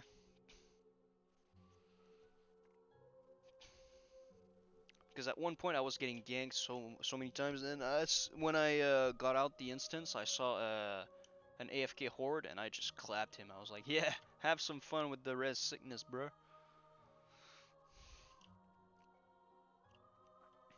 But it never happened to me, but I'm telling you, you know, you might have the opposite happen to you, where you're just chilling, rarely gank any horde, but that horde has been ganked by, like, you know, 10 alliance or 10 times, getting to Dharma that he's gonna just swing at you. So you're better off AFKing inside the instance just before getting out than, you know, on the other side and opening yourself up to all kind of nasty ganks. It's funny though, sometimes you might. It happened to me once. I got out of the dungeon at the same time as a shaman and a warrior. I was laughing at them because they needed 2 people to do it, and I was like, ha! I don't need to share any arcane crystal with anybody. I share it with myself. And anyways, I got from, you know, where we were all the way down the hole. The shaman was very bad though. Anyways, but I bubbled. No, I bopped. Never purged it. Or I think no, you purged it when there were like what? When there was like 3 seconds or 2 seconds left. I was like, lol, okay, you suck. And then the other warrior was trying to hamstring me. I was just blessing of freedoming the fuck out of his hamstring, and it was not getting purged. I was like, what is going on here? I had my Divine Favor and Holy Shock casting on myself, got out, got all the way back into the instance, and I had two Horde players chasing me. I was like, what? I should have died like 3 times there. But I didn't, so sometimes you might be able to get out of it, but make sure you stay alert and hopefully that you are at 100% health before going out. Because it's not the time to start casting your holy light outside.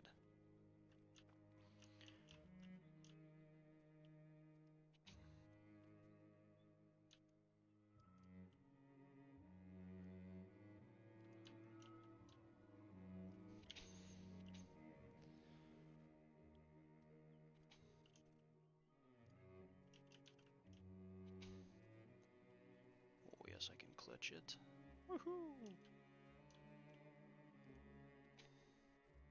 Word up. Woohoo! Nice. Now the question is, there's a tier right there, or is there not? Nice.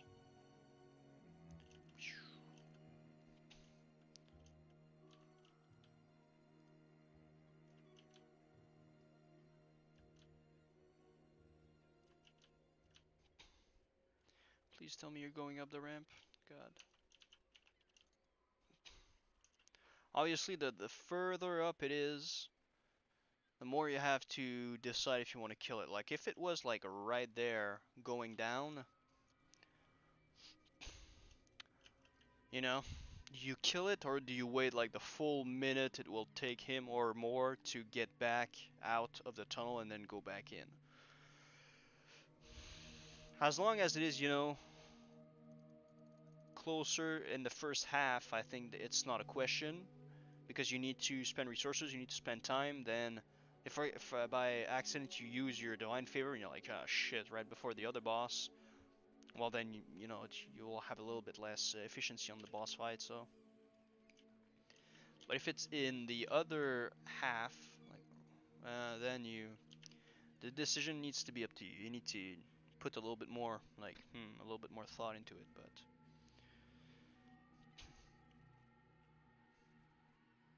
they have the chance to drop like felt cloth, a decent amount of silver, rune cloth, maybe purple items, but can't really bet on this, or base yourself on this to say if you want to kill it or not. Like, it's gonna be completely random if you get something cool.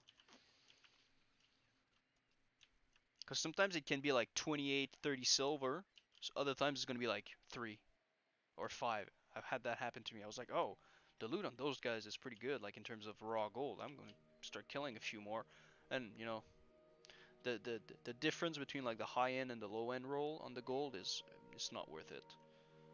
You spend all that time for 5 silver. Yeah, nah. Yeah, not worth it. You spend the time killing it and the resource for 30 silver. It's it's a little bit better. You don't feel as bad.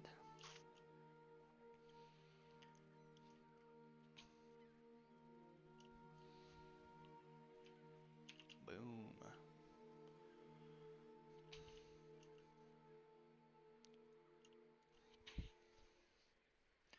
Yep, should be good for 4 runs in 2 hours because we're 1 hour 37 minutes, and that took some of the time to get here. So we haven't been farming for 2 hours, but or 1 hour 38 minutes. But if I can get another Arcane Crystal, that would be good, just for the gold per hour as well, because we already have what 70 gold, 71, 72, 73, 74, 75. We got some Rune Claw, that's what 2 gold, 77. 3 ghost mushroom, 80 gold. We have 84 gold with 1 stack of thorium ore, 88 with 1 stack of dense stone, 1 blue sapphire. There are 10 gold, 10 to 15 gold, so let's round it up to 100 gold. In 2 hours, that's 50. It's if we get another Arcane Crystal, that's going to be 170 gold. That's going to be 70 gold. No, 85 gold per hour. So it's going to make a big difference. So hopefully we can get another one.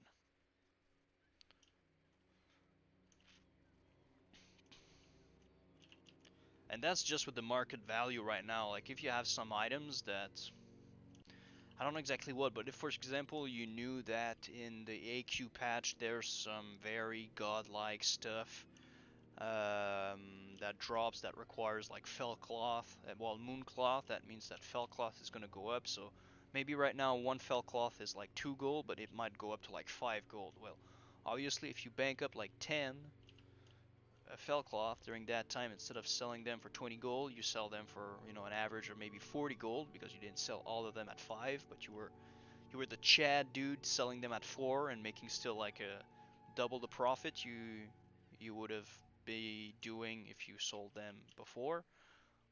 Well, boom, you end up making more than whatever how many gold per hour you were making right now. So when you think about gold per hour and farming, think about like now and maybe 1 to 2 patches in advance.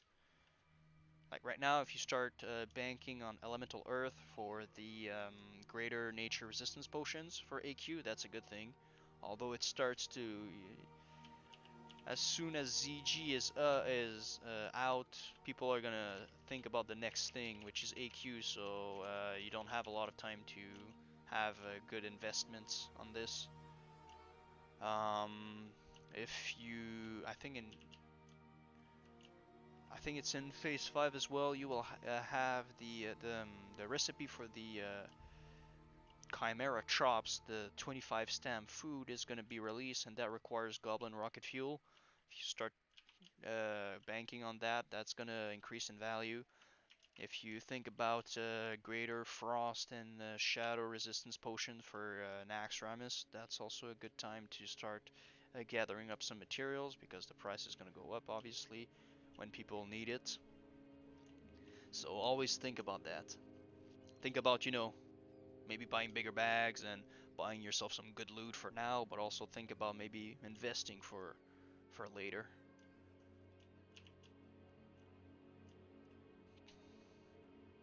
Like my mage alt, I can always log on him afterwards. You will see that he has a lot of protection potion in his bags. Well, in his bank actually. I have like, I think I have like 10 stacks of. I think it's 10 stacks of Greater Frost Resistance Potion. I have a few stacks of Nature Resistance Potion. I want to get more. Now realize that I'm a little bit behind in terms of that. I have some Greater Shadow and Greater Fire, but I'm using them right now for BWL, so sorry. But just starting to. Fuck. I got greedy. Holy sh.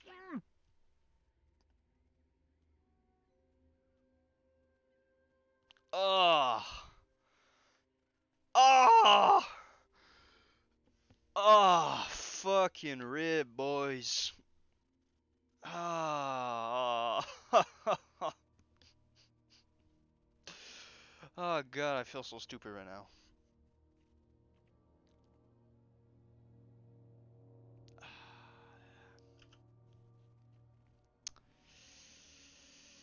Ah, rip, rip, rip, rip. Happens though.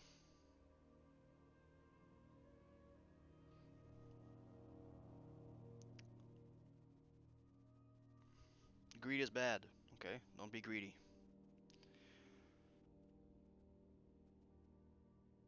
That means I get a second arcane crystal though. I don't mind. Yeah, it's like what? Less than 10%. uh, if you die at 50%, you're like, God damn, I'll get it next time. But when you die at 5-10%, you're like, bruh.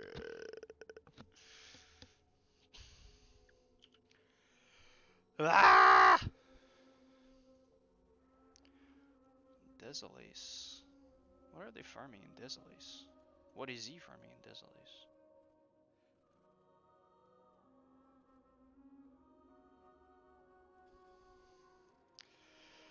Ah, the stinging feeling you get when that happens. Oh god, it's undescribable.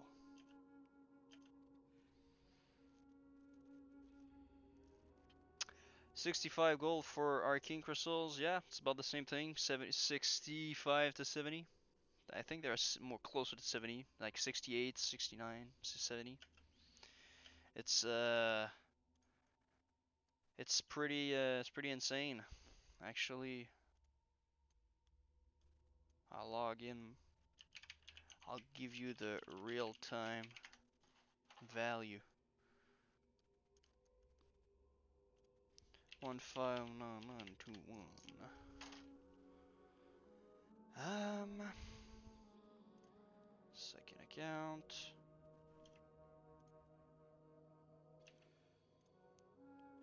Tree Ring Realmness. Boys, there's not a queue. Oh my god. 10:52, there's not a queue. That's a miracle. Nah, I'm just trolling, but normally there's like the queue on Insignian starts at like 4. At 4, there's like a half an hour queue. So imagine if you want to log in for 8. Arcane crystals, 60, 65. Okay, there's somebody being a Chad. But yeah, okay, 65, 63. Oh, what the heck is going on? Mozazi, you're making the market crash. He's selling 10 for. Okay, wow, nice one, bro. Well, yeah, okay, 63, 63. My God, never would have thought that it would go down, but I guess it does. Woohoo!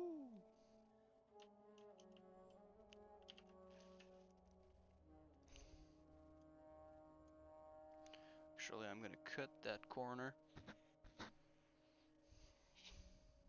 Boom. I'm gonna try to do some heavy sacrifices to the Arcane Crystal Gods.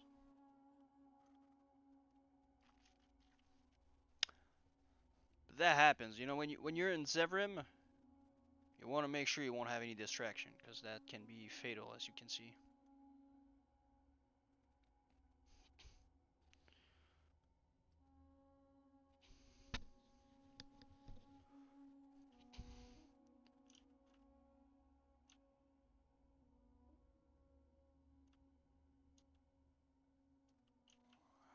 I think I can equip that. In the meantime, just get a little boost of speed.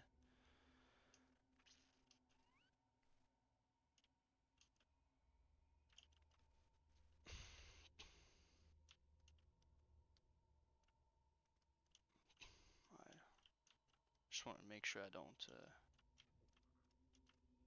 I double sacrifice. Whew. Arcane Crystal Gods need blood. I already spilled mine, but spilling more I think is gonna help me.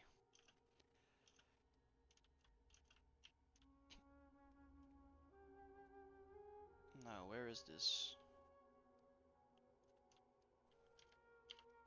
If he's going up, you just slash and you just go behind him. So yeah, I'm gonna show you my my alts bank. Soon I'm gonna be able to walk around Ironforge with my own legendary weapon. That's gonna be a legendary for sure. So as you can see, 1, 2, 3, I have 12 stacks, well almost 12 stacks of greater frost resistance. I have 30 greater nature, I have some shadow and fire, and I have other materials like I have goblin rocket fuel, some more greater nature resistance, a bunch of volatile rum for more rocket fuel, grave moss, and now I will need some fade leaf to do some shadow oil that will be required for the greater shadow resistance potion. So just, and I've had that since like forever. Like volatile rum, I was buying them for like 10 silver each, so 1 gold a stack. So, but later it's gonna be much more expensive than that. So, and the fire blooms, I was gathering them myself, or I was buying them for a very cheap price as well. So, you know, if I can get 3-4x my money on this, like we're not talking like 4,000 gold, but we're talking maybe like over time, you know, 40, 50, 60, 100 gold that I can make just like this in straight profit, like lifetime profit. So, you know, you take what you can. You take what you can. It's not everybody that can farm lotuses like well, I don't want to say his name, but like one of our guild member, or it's not everybody that will get like edge masters that can be sold for like 4K. So you take what you can and you work your way up slowly but surely. Like something that I want to do as well in terms of video is what I learned farming and making gold.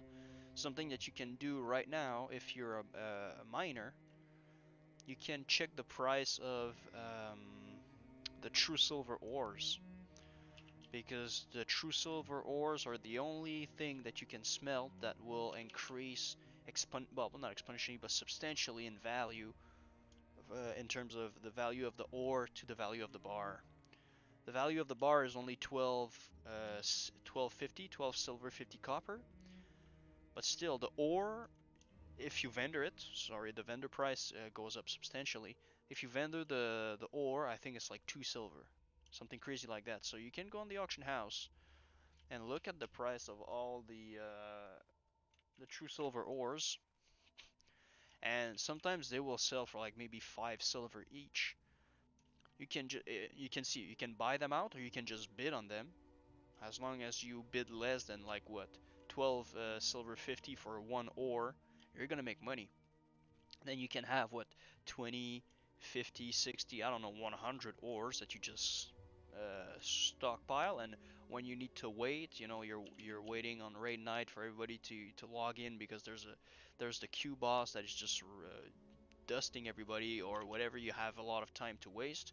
You smelt all of that and then you vendor the bars.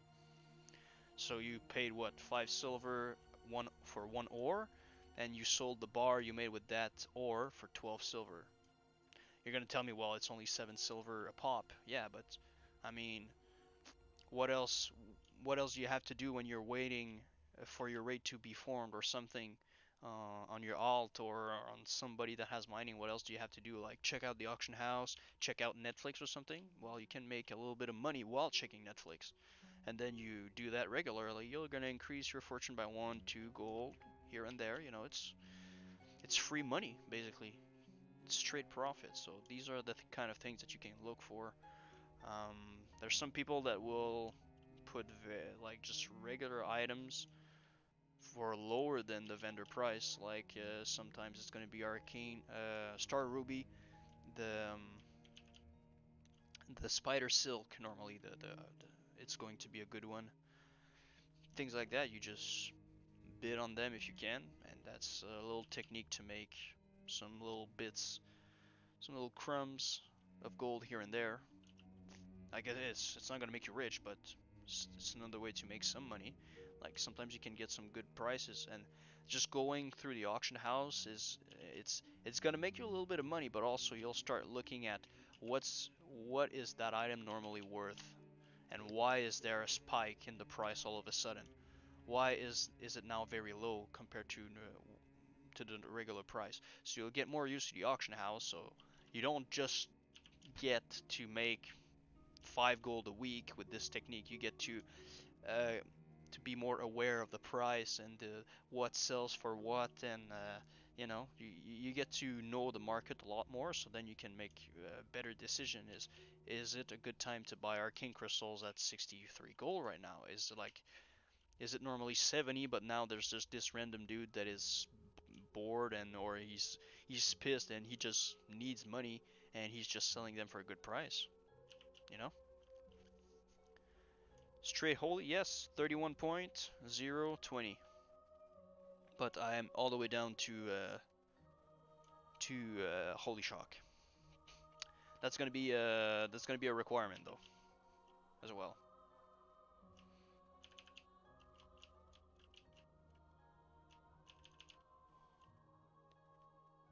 Because otherwise you don't have the damage. If you don't have holy shock, you don't have the damage. To make it, you know, in a reasonable amount of time.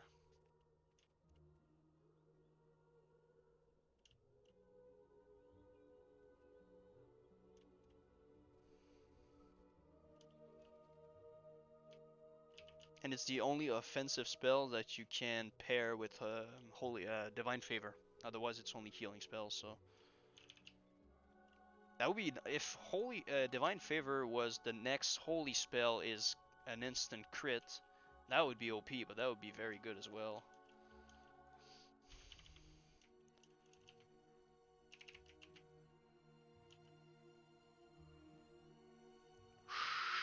Shabam! Clever hat. Alright. Whatever. I smell an arcane crystal though. Bonks. Alright. Last boss before our second arcane crystal of the day. Let's make it count. Ah, goddamn. Actually, I want this. I want this.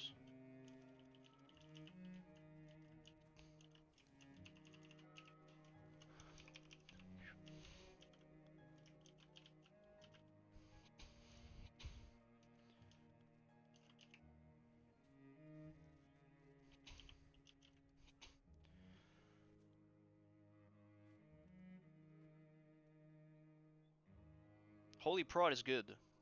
Holy Prod is definitely good because you get kings. Like the number of times that I get laughed at because I don't have kings, but I'm like, heh, yeah, who's laughing? I'm making banks on my paladin, and what are you doing? Anyways, but sometimes I am getting laughed at because I don't have kings, but it's very good. You have also Guardian's Favor. Best talent in the protection tree, in my opinion. Guardian's Favor is so good. You have kings, you have increased devotion aura, and you can go with like, depending on what you want to achieve, obviously, you can then go with Dusty Tome, boys. Dusty Tome. Ha! Guess what? I'm wasting my time going for Pocket Lint. Yeah, just make sure you don't go too close to this guy. You can loot the Dusty Tome, but just make sure you don't like... What? He's empty? Bro, that's even more of a disrespect. What the fudge? I'm not good enough for Pocket Lint? Is that what you're telling me? Not even good enough for a gray Pocket Lint? Disrespect.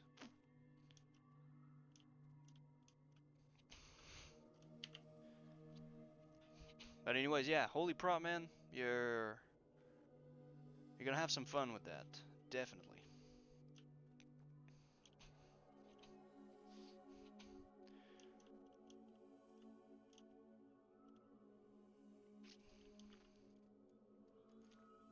It's like the... Oh, that's true, sacrifice. Ah! Oh, let's not sacrifice myself again, though.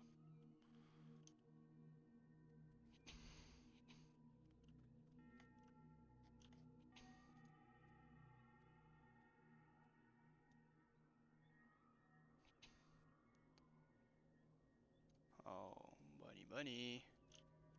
Bongs.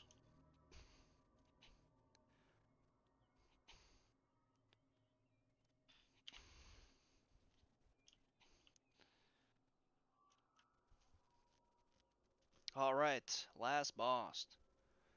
You like my guys? Thanks. Thank you for the feedback. Trying to share what I know with the community. And I'm learning every day, so sometimes there's some things that I say that are good, but that can be always paired with something else that I didn't know about that makes it even better. So just don't look at me, look at any other person that has a knowledge with the paladin, and then you can have your big puzzle and you put the pieces together. Alright.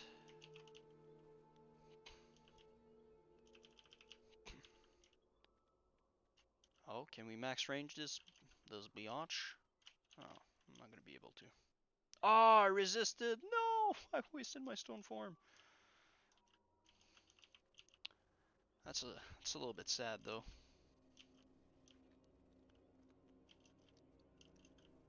Oh, oh, oh, oh, oh, no.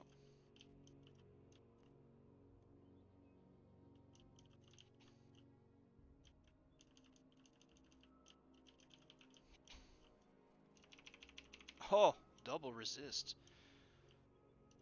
Normally when you resist too much, unless you have a very high amount of resist, I mean, it seems, if you're lucky with resist, it seems that it pisses him off, and then he's gonna be like, oh yeah, you wanna resist that? Try to resist like those 3 withers back to back, and you're like, ugh, taking like 2k damage. Oh, all of a sudden we're in Ashen Vale.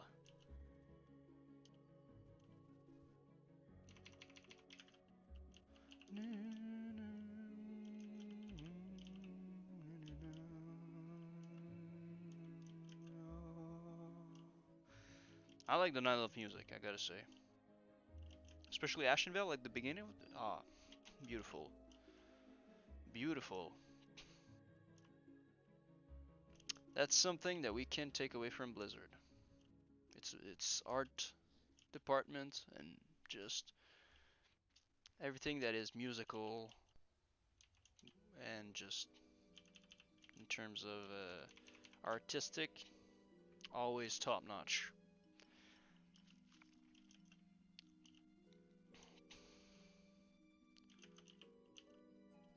Yeah, we're in Ashenvale right now. Yes. It kind of fits the theme because when you get into Dire Maul, you hear the Night Elf theme music.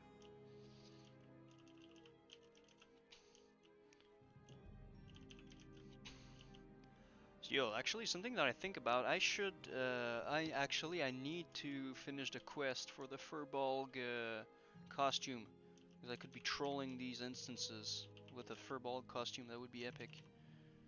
Well, not trolling, but just run around in the Furbolg, you know, that would be very sick. Because it's a quest that it's a quest chain that you do in Ashenvale, but you cannot turn in the quest because then you lose the rod of transformation or whatever the heck it's called. And then you're sad because you don't have your disguise anymore.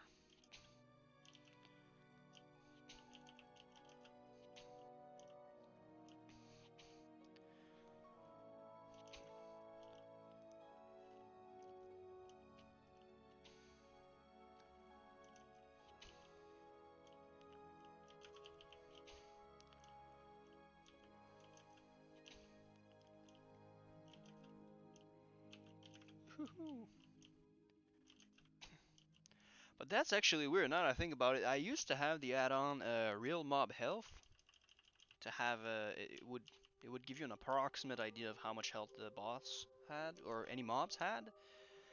But then it stopped working and I was like, oh, I need to have it updated. But then when I go to CurseForge, you have a message that tells, oh, now Blizzard has made it so, has hot fixed something that makes it so you can see the mob health with the original UI. So I was like, oh, that's cool. I don't need the add-on anymore. And that's what they were saying, you know, that now this add-on has no more purposes. But thank you all for your support and blah blah blah. Then I went in game, tried to see how I could turn on the mob health. They didn't see where. So I'm kind of in an odd spot where, like, I have my gauge for this dude. Like when it reaches the E in his name and the that's where it will open. But other than that, I don't have any.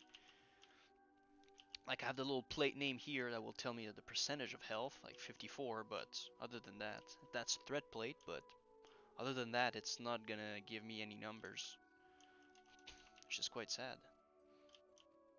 Ah, so close to max ranging his spell. Ba-ba-boom. Yeah, when you see this, that means prepare yourself.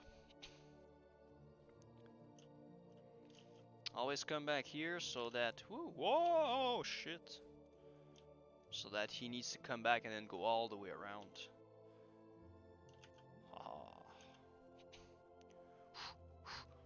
Oh, arcane missile, ouch.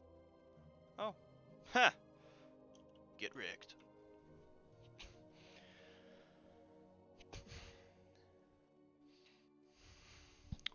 Mic off.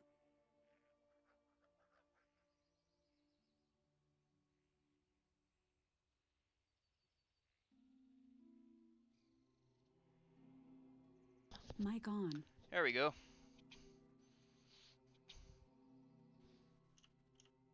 Okay, they are far away, it seems. Oh, not that far away. Sometimes I go from one thing to the other and then I realize like 10 minutes after that I did something for a specific purpose, but I didn't even use it for that. My nifty stopwatch.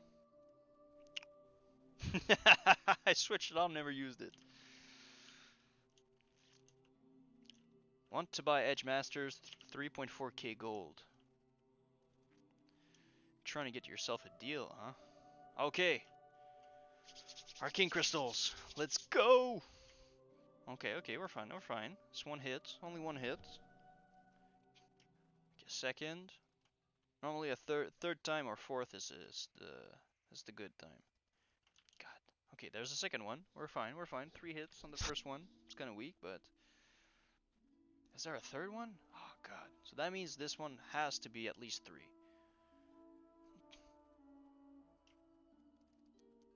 Okay, 1. So we're at 4 hits in total. 5.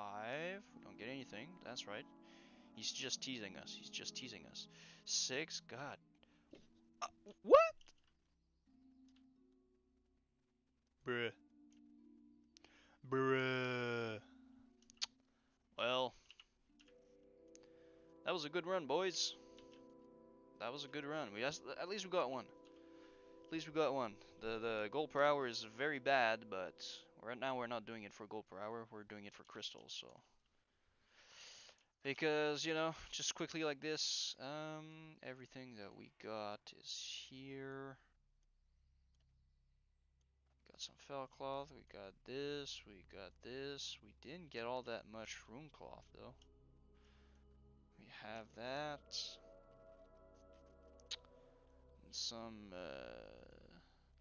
So what? That's what 65. Let's say 67, 68, 69, 70, 74, 78, 79. 81, 84, 85, that's about 1590 plus this.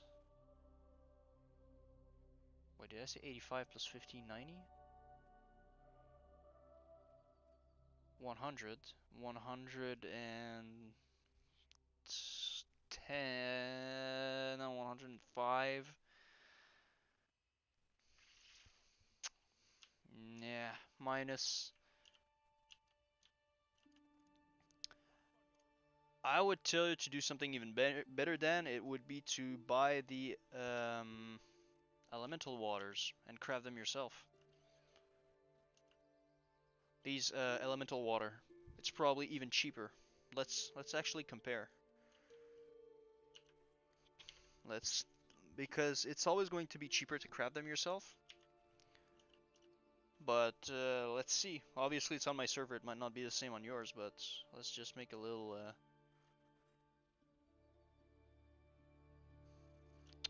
And I left them in my bank like a fucking idiot. Okay. Anyways, elemental. Okay, 1 gold per. Okay. But that's the only one, so the price could be driven down by having some more. So it's this plus 1 dream foil, so 70. So you would look at 70 plus 150, 200, 2 gold 20 for 1 greater frost. Greater frost 2 gold 37. So it's about the same price. So yeah, you could definitely start banking up on that. But I would but if you want to craft them yourself, you need to buy the recipe, then the materials, but if you buy them in bulk, it might eventually become cheaper, but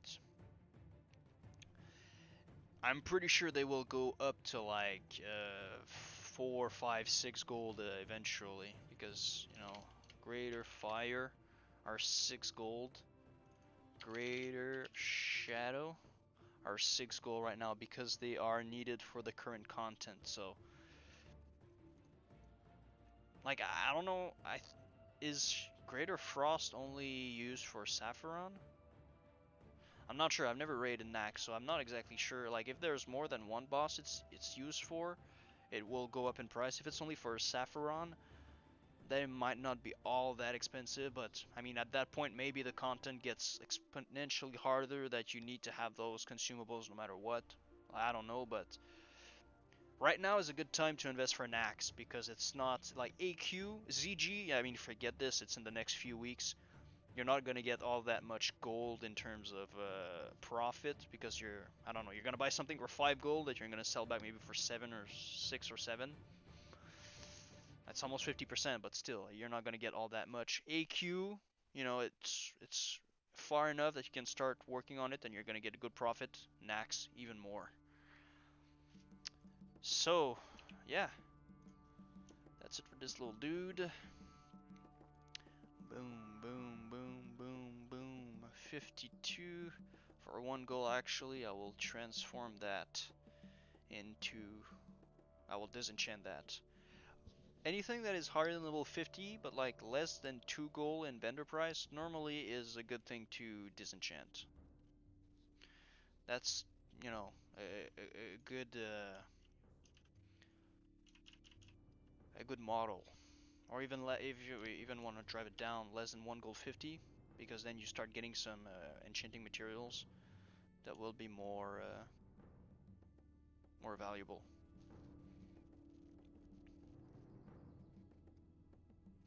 Just gonna smelt the bars real quick, then I am off for the day.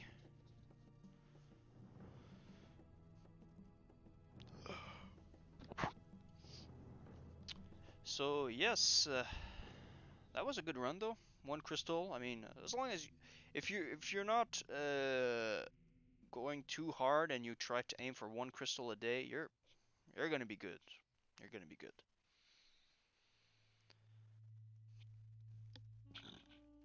Sorry, my God.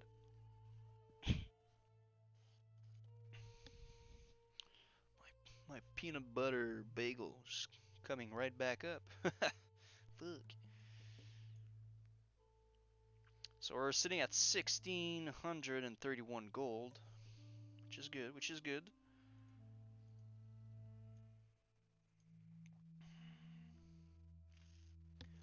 So tomorrow it's the weekend. I might be busy Sunday as well, but so I can tell you guys that I can guarantee I'm gonna be on, because I also want to be able to do some other things with the guild and stuff like that. But definitely on Monday we're gonna be back if I'm not on during the weekend.